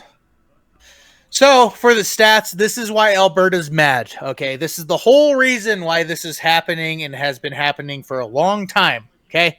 So, the 40% back is a 60% way. Framing has become a politically motivating statistic in Alberta used by premier and supporters of greater autonomy or even separation to argue that. Alberta finances more than it receives. The current federal transfer and equalization system is unfair to Alberta, and this imbalance fuels calls for fiscal reform, stronger provincial powers, and sometimes even independent movements. Smith, which is the premier of Alberta, Smith has described this as a strong terms, saying that 20 to 25 billion annually is siphoned out their goo tube of Alberta's economy. He said the thing. At the beginning of the podcast. I said the thing. It's siphoned out of Alberta's economy to Ottawa and then redistributed, which she frames as unfair and part of why she pushes for changes in federal fiscal agreements. So basically, they pump the third most out of all the provinces, the third most just money in the fucking country, and they get fractions back. So Unfair. They're not happy about it. That sounds bullshit. I'm assuming Alberta is like they're kind of the leaders in this with Saskatchewan. I don't know the numbers with Saskatchewan. Alberta kind of has been pushing this, and the people. I didn't bring up the videos, but there's a lot of people. Well, we saw that one lady, pipelines. There's people that are all for it. They're for it. There's people that have Alberta 2024 hats, or make Alberta great again. They have MAGA hats that's make Alberta great again. I'd actually buy one, and that's actually sick.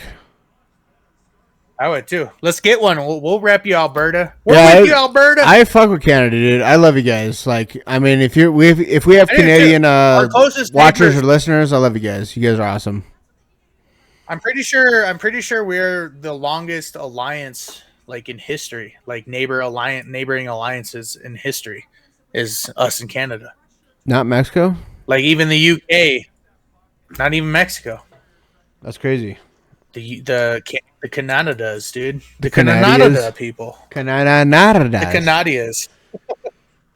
Yeah. Trying to say it like a dumb American person. The Canada does. But yeah, that's all I know so far that's going on. There is more information. I think it's worth looking up if you're Canadian or if you're American. Look into it and make your own decisions and comment down below what you guys think. From two Americans here, we want you guys to join us. I would love to have you Canadians here. I want to add like another star or 2 stars to our flag. So, in case you didn't know, if you're Canadian, we have 50 stars on our flag. Now we want to add 2 more or 1 more. We could put you in the middle, dude. Let's put 1 big star in the middle and like a bunch of small stars. Join us. Join us. Join the dark side. Join us. No, we will be open arms, especially America's got problems. I think you guys got some worse liberal problems. Join us. I think they have worse Join us. liberal problems, but we definitely have problems here. But Liberal you want to have our problems. problems where you could be rich, We're fighting maybe? the liberals. We're fighting the liberals. Ottawa's not. We'll help you guys. Yeah. Join us. I don't know. It's so complicated. I know you guys, want sovereignty. Even do that. We'll support you guys. Yeah, if you just want to be your own We'll support country, you. do that too. Yeah. Fuck Ottawa. That's all I say. Fuck Ottawa. That's all I Yeah, feel. fuck Your Ottawa. A bunch your of federal bitches. government sucks so bad, and I can't stand Mark Carney. Can't stand the guy. Oh, he sucks so bad. So, I'm with you guys all the way. Except for Ottawans. But, anyways. All right. Yeah. Is that the show? Fuckers, that's really all we got for you guys. That's it. We love you guys. It was a long one. That was a fun Yeah, it was one. a long one. That was like almost 3 hours long. Actually, it probably is about 3 hours. 3.5. Yeah, it's 3 hours. Ish. Just about. Fuck it. It's at 2:48. Mine says 3:30.